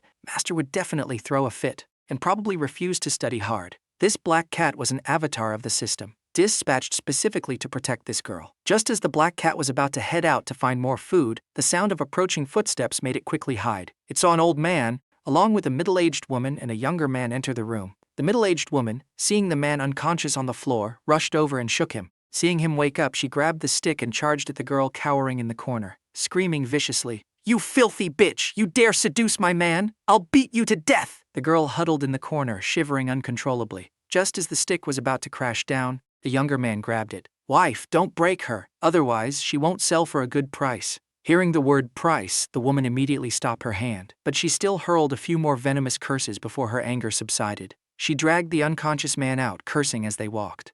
"If I ever catch you looking for this bitch again, I'm not done with you!" The middle-aged man didn't dare talk back, lowering his head and following behind. The old man glanced at the girl and called out to the younger man, "Let's go." The younger man immediately followed, but before leaving, he shot the girl a terrifying lecherous glare, making her shrink and cower even deeper into the corner. Not long after, the door that had just closed opened again. The younger man sneaked back in, holding a steamed bun, and walked up to the girl. "Want to eat?" The girl stared at the steamed bun, but didn't dare to move, knowing full well these people never gave out food for no reason. Seeing her remain motionless, he reached out, intending to grope her. The girl instinctively dodged. A flash of regret crossed his eyes. "What a pity! So pretty, yet I can't even touch a little. Once I sell you, I'll have plenty of money. Why would I worry about a lack of beautiful girls then?" Saying that, he took a bite of the bun and reached out again, attempting to take advantage of her. "Even if I can't eat the meat, having a sip of the soup is fine too." Just as his fingers were about to touch the girl, a black cat suddenly lunged out of nowhere, viciously clawing his face. "Son of a bitch!" he roared, grabbing the stick and giving chase. But he couldn't catch the lightning-fast, agile shadow. The girl in the room looked anxiously toward the door, terrified that the cat that saved her would be caught and killed. But her worries were entirely unnecessary. The black cat was an avatar of the system. Escaping from a regular human was as easy as flipping its paw. While the girl was consumed by anxiety, a black shadow darted inside. In its mouth, it carried a plastic bag, placing it right in front of her, and nudged it forward with its paw. It was a bag containing 2 loaves of bread and a bottle of mineral water. This time, the girl wasn't afraid. Instead, she smiled at the cat. Using a hoarse, distorted voice as if she hadn't spoken in years, she painstakingly squeezed out, "Thank you." The black cat sat quietly watching her eat. As she ate, she gently stroked the cat's back, a rare, genuine smile blooming on her face. At the exact same time, teachers and students from other classes walking past Class 13 were absolutely startled by the scene before their eyes, suspecting they had walked to the wrong floor. Some even thought Class 13 had swapped classrooms. Only after repeatedly confirming the plaque said Class 1113 did they look inside with profound uncertainty and confirm that it truly was the students of Class 13, and that they were actually studying. This was infinitely more terrifying than Class 13 skipping school. It's common knowledge that Class 13 skipping school is basically a daily routine. But studying? Ever since they enrolled in this school, nobody had ever seen them study seriously. Ever. Students from other classes, seeing this, ran away in a panic, terrified of catching whatever plague had infected them. The teachers were equally spooked. They had tried every method under the sun and still couldn't make Class 13 study properly. Today, they were genuinely doing self-study. It was unbelievable. Class 13 had absolutely no idea that their studying behavior was sending massive shockwaves throughout the entire school. Right now, even though their eyes were glued to their textbooks, their ears were entirely focused on listening to my inner voice. Why is this so hard? Can't this be simplified even a little bit? The system replied coldly. No, you must study seriously. Haven't you seen Isolde's expression? She's about to be infuriated to death by you. I didn't dare lift my head to look at Isolde, terrified of seeing the "you're an idiot" look in her eyes. I grumbled internally. It's not like I want to be like this. This problem is genuinely too hard. Maybe I should go find the class rep and ask him for help. Right at this moment, Isolde spoke up, her voice unexpectedly gentle. You did great. This step is correct. Keep going. Hearing this gentle tone, I looked up in surprise and saw Isolde's face radiating maternal kindness. Isolde is too good to me. I'm this stupid and she's still so patient. It's decided. Isolde will be my exclusive private tutor from now on. Isolde, hearing my inner voice, let a smile bloom on her face. Rowena, seeing this, started doing her exercises with manic intensity, secretly vowing to also become my private tutor. I cheered excitedly in my mind. I finally learned it. Isolde is truly a super mentor. I'm also so amazing. I actually learned it. A faint smile graced Isolde's lips. Watching me blatantly praise myself, she only found it incredibly endearing. Rowena accelerated her problem-solving speed. I absolutely must surpass Isolde. Next time I will be the one tutoring him. Imagining the scene of me sweetly praising her skills, she got so hyped she solved the problems even faster. I stretched my arms and collapsed onto my desk.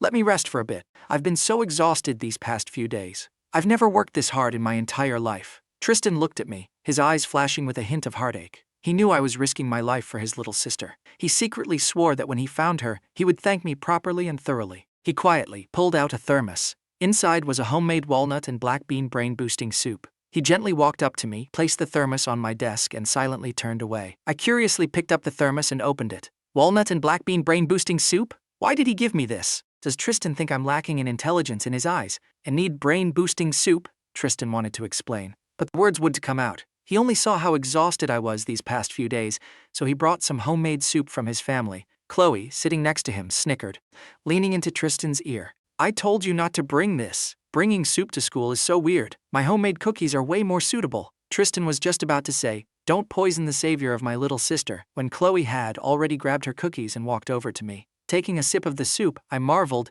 Smells amazing. My brain genuinely feels like it's about to explode. I definitely need these nutrients. Tristan, seeing that I liked it, finally breathed a sigh of relief. Isolde glanced at me, already mentally calculating to also bring me soup tomorrow. Rowena, who was currently burying her head in studying, wanting desperately to become my backup tutor, hearing that I liked soup, her pen paused. She muttered, It's just soup. I can bring that too. Tomorrow, I'll bring soup for Felix. Seraphina pulled out her phone, quickly made a short phone call, the corners of her mouth curling into a smug smile. Chloe, halfway to my desk with her cookies, stopped in her tracks, thinking, drinking soup and then eating cookies is a perfect combo. Her face lighting up, she continued walking toward me. I was drinking the soup when I looked up and saw Chloe standing in front of me. I thought to myself, what does she want with me? Looking at the cookies in her hands, I recalled that uniquely horrific flavor. Don't tell me she brought cookies for me. Chloe smiled even sweeter, offering the cookies. Felix, this is for you. I made them myself. Looking at the cookies, I involuntarily gulped. If I refuse, will she be sad?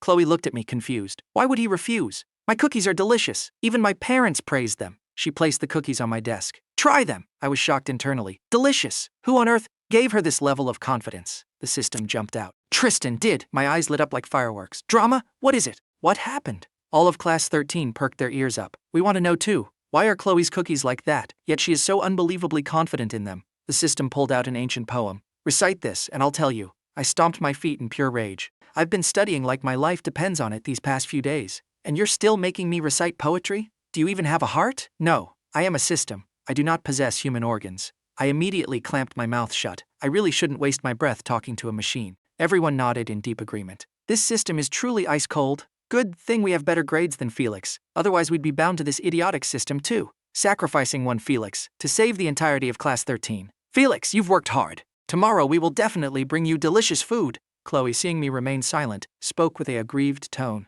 Do you really not like them? Looking at those big, tear-filled eyes, my heart instantly went soft. Damn it, I truly am a sucker for pretty girls. I just can't handle a crying beauty. I had no choice but to sacrifice my taste buds. All right then. When I tremblingly reached out to take Chloe's cookies, right as my fingers were about to brush against them, a pale, slender hand suddenly snatched them away. I looked up. It was Tristan. Not only did he snatch the cookies, but he also dragged Chloe away. I looked at Tristan, smiling internally. What a truly good person. May good people have peace their entire lives. May good people give birth to 8 treasures in one go. Tristan's retreating back instantly stiffened rigid, his walking posture becoming bizarrely awkward. 1 by 8 treasures? No thank you. I don't have that biological function. He glared at Chloe, who was choking back laughter, and abruptly let go of her hand. Chloe, seeing Tristan fuming, instantly clamped her mouth tightly shut. Isolde couldn't hold back a laugh, looking at me. 1 by 8 treasures, you really have a talent for coming up with these lines. Rowena buried her head in doing exercises, acting as if she was completely deaf to the outside world. But watching the retreating backs of Tristan and Chloe walking further away, her eyes narrowed slightly. Those two definitely have a situation going on. Rowena and Isolde instantly sat up perfectly straight. Everyone was intensely curious. What's the situation? We want to know too. The system suddenly jumped out, pulled out an ancient poem. Read this, and I'll tell you. I glared furiously at the system. You absolute slave driver, every single day it's just study, study, study. Can't you do anything else? The system calmly replied. Then go do your math exercises. I admitted total defeat. I had no choice but to pick up the poem and start reading. But my inner voice was like a demonic incantation, drilling directly into the ears of all of Class 13. Whether I memorized it or not, they didn't know, but they definitely memorized all of it, just in a highly bizarre manner, injected directly into their brains via my inner voice. I truly am a national treasure, feasting on drama while simultaneously helping them study, sacrificing one Felix to save the entirety of Class 13. Putting down the book, I recited it once perfectly for the system. The system judged, pass. I was overjoyed. Awesome, hurry up and tell me. Tell me. The system began to reveal the tea. Chloe and Tristan are childhood sweethearts, grew up together.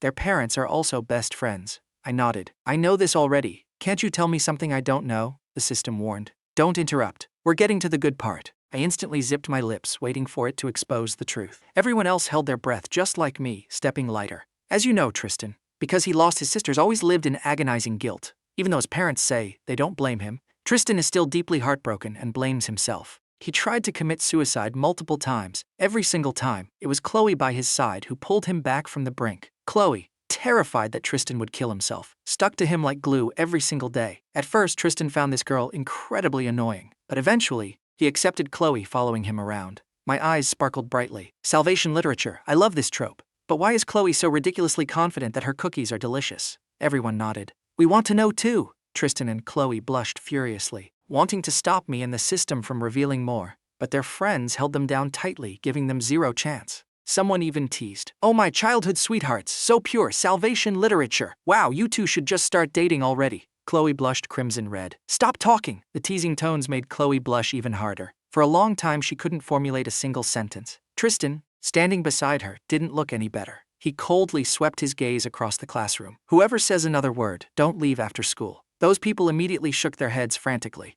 No need, no need, we have things to do. They wisely shut their mouths. After all, Tristan practiced taekwondo, and they definitely couldn't beat him in a fight. Chloe embarrassedly buried her face in her desk. If I had known, I wouldn't have given those cookies to Felix. Now look what happened. Everything is exposed. Even the fact that I followed Tristan around like a tail got leaked. Does anyone think I'm annoying? Probably not, right? I only did it because it was a good deed to keep Tristan alive. That's why I stuck to him. Tristan was so annoying when we were little, terrified he would die. I followed him every single day, and he never gave me a good look. If it weren't for saving his life, I would have thrown him as far away as possible. Tristan looked at Chloe, buried in her desk, her ears burning red and couldn't control himself. The system's voice echoed out. Chloe's confidence in her cookies, first, because she got lost in the labyrinth of her parents' praises. Second, because of Tristan. Every time she made cookies for Tristan, Tristan would eat every last crumb and praise them for being delicious. My face naturally broke into an auntie smile. So what exactly caused this guy to lose his sense of taste? Was it love? Everyone nodded. Must be love. Normally we see Tristan acting so cold towards Chloe. Turns out it's a deep, secretly hidden love. Tristan and Chloe, their faces burned beet red, embarrassed to the point where smoke was practically rising from their heads. I suddenly came up with a bizarre question. Don't tell me Chloe has never tasted them herself. The system shook its head. Never. Every time she finishes baking, she brings them straight to her parents and Tristan. No wonder she's so confident. Turns out she's never eaten them herself, surrounded entirely by people praising her. It'd be weird if she wasn't confident. Everyone nodded. No wonder she's so confident. Chloe, hearing my inner voice and feeling the gazes of everyone in the room, turned to Tristan and angrily demanded, My cookies taste that awful. Why didn't you say anything? You made me lose so much face. Tristan's eyes were utterly sincere. They're delicious. Chloe blanked out, mumbling, Lear, they're not delicious. Are they really delicious? Looking into Tristan's sincere eyes, her face turned even redder. At this moment, my inner voice flared up again. What are these two doing? The system bluntly exposed them. They're blushing. I cheered. Whoa! Everyone also chimed in. Whoa! Chloe's face turned even redder. Tristan wasn't faring any better. There were only 3 days left until the monthly exam. I collapsed onto my desk. My whole body felt like its life force had been drained. So tired. Why is studying so exhausting? It's too hard. Someone just kill me. Why is it so exhausting and difficult? All of class 13 looked at my world-weary expression and couldn't help but feel sorry for me. So pitiful. Even though you're pitiful, we are still going to laugh immorally. I, slumped on the desk, suddenly heard a noise. I looked up to see Isolde, Rowena, and Seraphina standing right in front of me, each of them holding a thermos. I looked at them bizarrely. What are you doing? Why are you all holding thermoses? Are you planning to sell me thermoses? Everyone was dumbfounded. His brain is truly a magical place. Seraphina took the lead, smiling sweetly. Baby, this is the soup my family's chef cooked for you. It's super nutritious. You've been working so hard lately. I bugged my eyes out. Huh? Everyone was also shocked. Baby, what is going on? Is there more tea we don't know about? Since when did the nickname progress this fast? Rowena put on a look of sheer disgust. She shoved Seraphina's thermos aside and placed hers on my desk, arrogantly declaring, what sincerity is there in soup made by a chef? I made this one myself. I looked at Rowena's thermos and swallowed hard. Can I actually drink something you made yourself? Seraphina couldn't hold back a laugh. Drink mine. The soup from my house was made by a professional chef. I can't guarantee much, but I can guarantee it's definitely drinkable. I was persuaded. As long as it's drinkable and won't give me diarrhea, that's fine. Seraphina, hearing this, smiled radiantly. Baby Felix, drink up. I got goosebumps. Even when I was 3 years old, my parents didn't call me that. It sounds so freaky. Seraphina didn't care in the slightest. She placed her thermos on the desk, pushed Rowena's thermos away, and smiled radiantly. Rowena wasn't about to take that lying down. She slammed her thermos right in front of me and declared arrogantly, my fiancé must absolutely drink what I made. My fiancé. I tried desperately to suppress the urge to punch someone, doing mental gymnastics to calm myself down.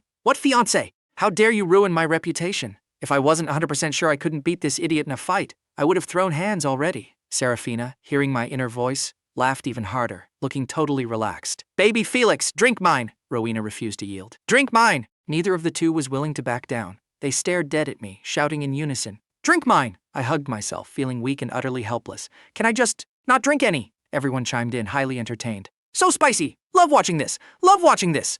Everyone looked at Isolde, who hadn't spoken yet, wanting to see what she would do. But they waited, and Isolde made no move. Just as everyone was about to give up and shift their attention to the battle between Seraphina and Rowena, the class rep unexpectedly walked over holding a thermos. He gently placed it on my desk. The class rep's eyes carried a hint of a smile. Felix, you've been working so hard these past few days. As the class rep, I've seen all your efforts. Even if you love studying, you need to balance it with proper rest. Everyone, seeing the class rep squeeze his way into the fray, got instantly hyped. Whoa, so spicy! I wonder if anyone else brought soup. I broke down internally, tears practically threatening to fall. I genuinely do not love studying. I'm entirely being forced to do this. Looking at the class rep smiling brightly at me, I generally felt that something was very weird. The class is normally so busy, right? Why is he squeezing into the drama circle today? The class rep just smiled, saying nothing, placing the thermos on the desk, waiting for me to choose. I looked at the 3 thermoses on the desk, completely bewildered. What is happening right now? A whole mob bringing thermoses and shoving them in my face. What does this mean? I turned to Isolde. You didn't bring one, did you? If you did, just take it out now. Isolde, hearing my inner voice, immediately let a smile bloom on her face. From behind her back, she produced a thermos. I looked at the 4 thermoses in front of me, my heart leaping with joy. Oh my god! 4 thermoses already! If I gather 7, can I summon Shenron the dragon? I looked around, thinking internally, did anyone else bring one? The moment the words fell, Penelope, Chloe, and Tristan, each holding a thermos, walked over. My desk was already completely full. The remaining 2 thermoses had to be placed on Orion's desk. Looking at this scene, I was so happy I was practically blooming like a flower. Oh my god, we actually gathered exactly 7 thermoses! Can I really summon a dragon? Everyone got even more hyped. So spicy. If I had known, I would have brought soup too. I turned to Orion, feeling a bit embarrassed for hijacking his desk space. Orion's eyes sparkled like stars, secretly thrilled. Who cares if my desk is hijacked? Sitting at the same desk as Felix is the absolute best. I get a front row seat to the drama. Even if he is normally a bit loud, feasting on drama makes it all worth it, no matter how loud he is. I am never leaving his side. Nobody even think about stealing my VIP seat. I was completely oblivious to Orion's rich, complex inner world. Looking at the 7 people standing in front of me, I blankly scratched my head. Am I really that close with them? Why did they bring me soup?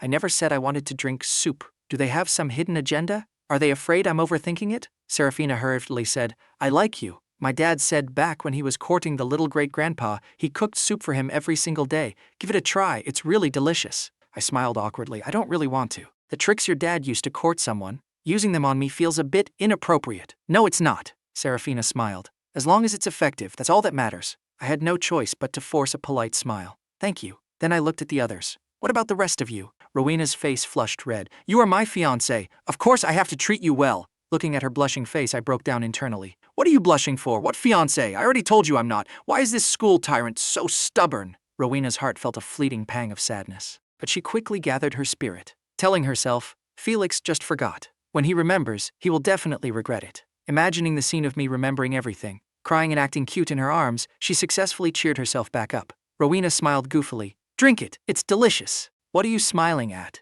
Why does that smile look so goofy? Her character setting is completely destroyed. Rowena didn't care in the slightest about my words. Before I could even speak, the class rep's voice chimed in. As the class rep, caring about the health of my classmates is my duty. That sounds so weird.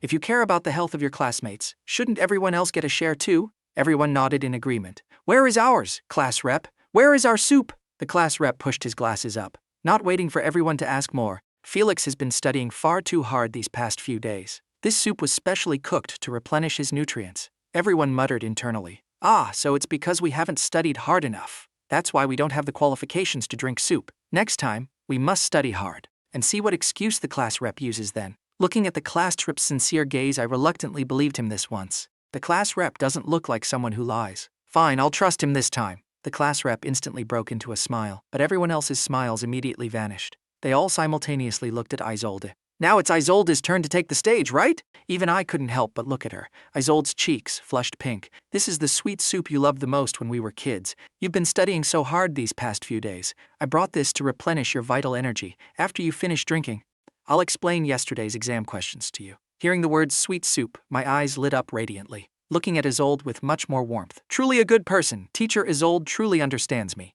I love sweet soup the most, especially the soup Auntie Lee from her house makes. I wonder if this bowl was made by Auntie Lee. Isolde broke into a smile. It was made by Auntie Lee. Hearing this, my eyes shone like spotlights. Thank you. I sincerely thank you. Isolde's voice was as gentle as water. No need to thank me. The others, seeing this scene, instantly underwent a drastic change in expression. We missed our shot. No wonder Isolde is so confident. Turns out she has external assistants. Seraphina glared at Rowena, her eyes asking a silent question. Didn't you say you were planning to marry Felix when you have kids? Why don't you even know his preferences? Rowena's face grew even uglier. She completely didn't expect Isolde to be this cunning. Everyone muttered internally. So this is the legendary childhood sweetheart? Opening her mouth and immediately grasping his sole weakness. The class rep looked at us, his face still maintaining a faint smile. But that smile had lost its usual gentle warmth, carrying a hint of indescribable, bizarre intensity. Penelope suddenly asked, why did you guys bring soup? This question immediately drew my attention to the class rep. I turned to Penelope. Why did you bring soup?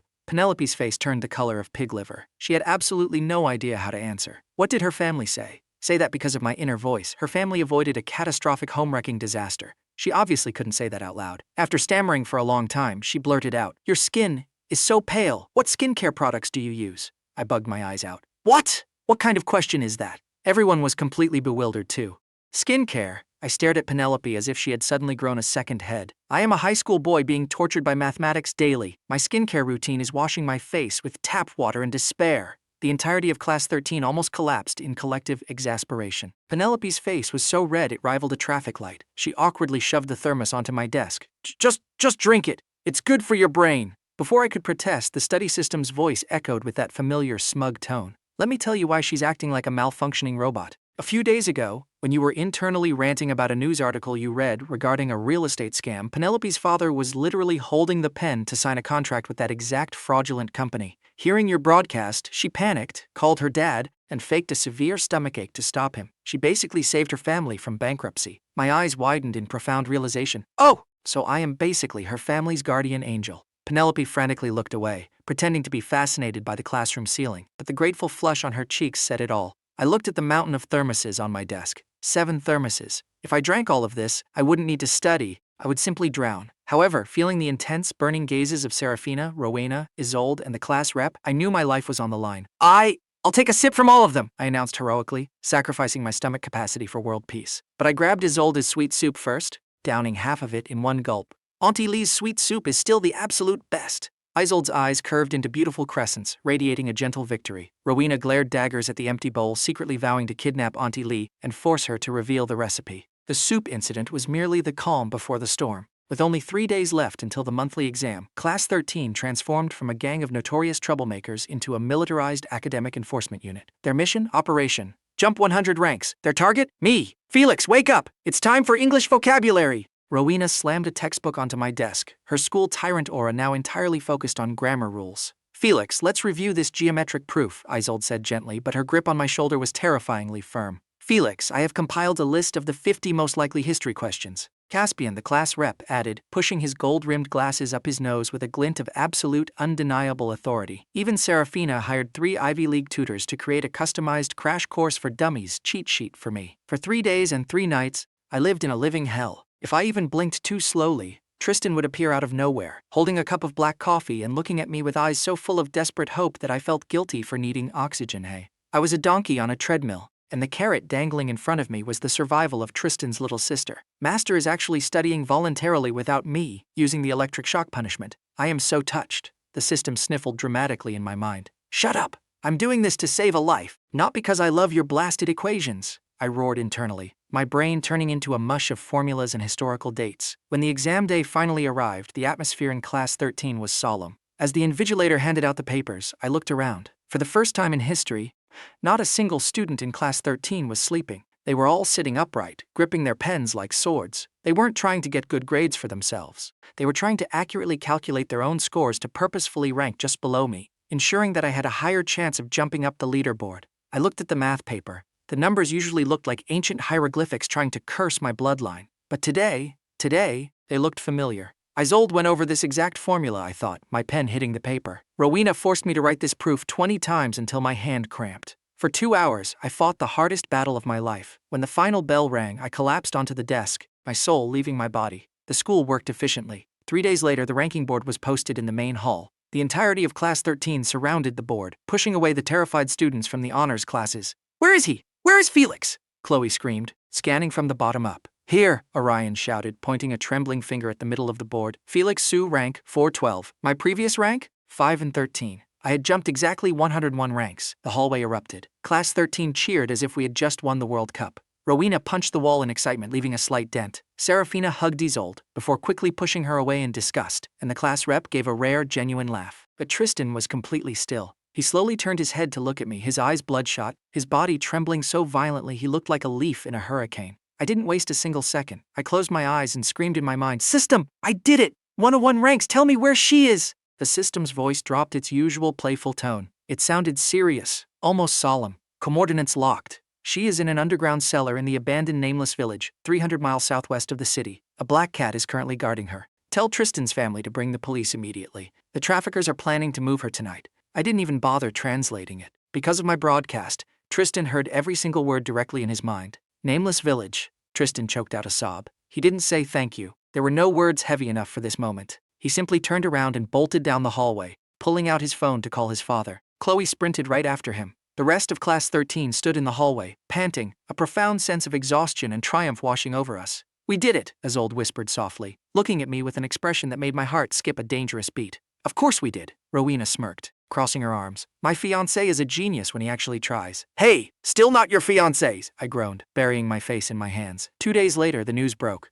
A major human trafficking ring was busted in a remote village. The heiress of the Vance family had been rescued. Rumor had it that when the police breached the cellar, the traffickers were found covered in vicious scratches, courtesy of a feral black cat that mysteriously vanished into the night. Tristan didn't come to school for a week. He was at the hospital, staying by his sister's side. But he sent a massive truck to the school gates. It was filled with premium snacks, high-end gaming consoles, and a solid gold plaque that read, "To Felix, the savior of our family, I became a legend, not just in Class 13, but in the whole school." However, if you think this meant I finally got to live a peaceful life, eating snacks and being a lazy bum, you are severely mistaken. Felix! Seraphina slammed a flyer onto my desk. My dad booked us a private island for the summer. You're coming. He's not going anywhere, Rowena intervened, grabbing my left arm. We have a martial arts camp to attend. I'm teaching him self-defense. Actually, the class rep smiled, appearing behind me like a ghost and placing a hand on my shoulder. Felix signed up for the advanced debate team with me. You're all wrong, Isolde said gently, placing a massive stack of textbooks on my desk,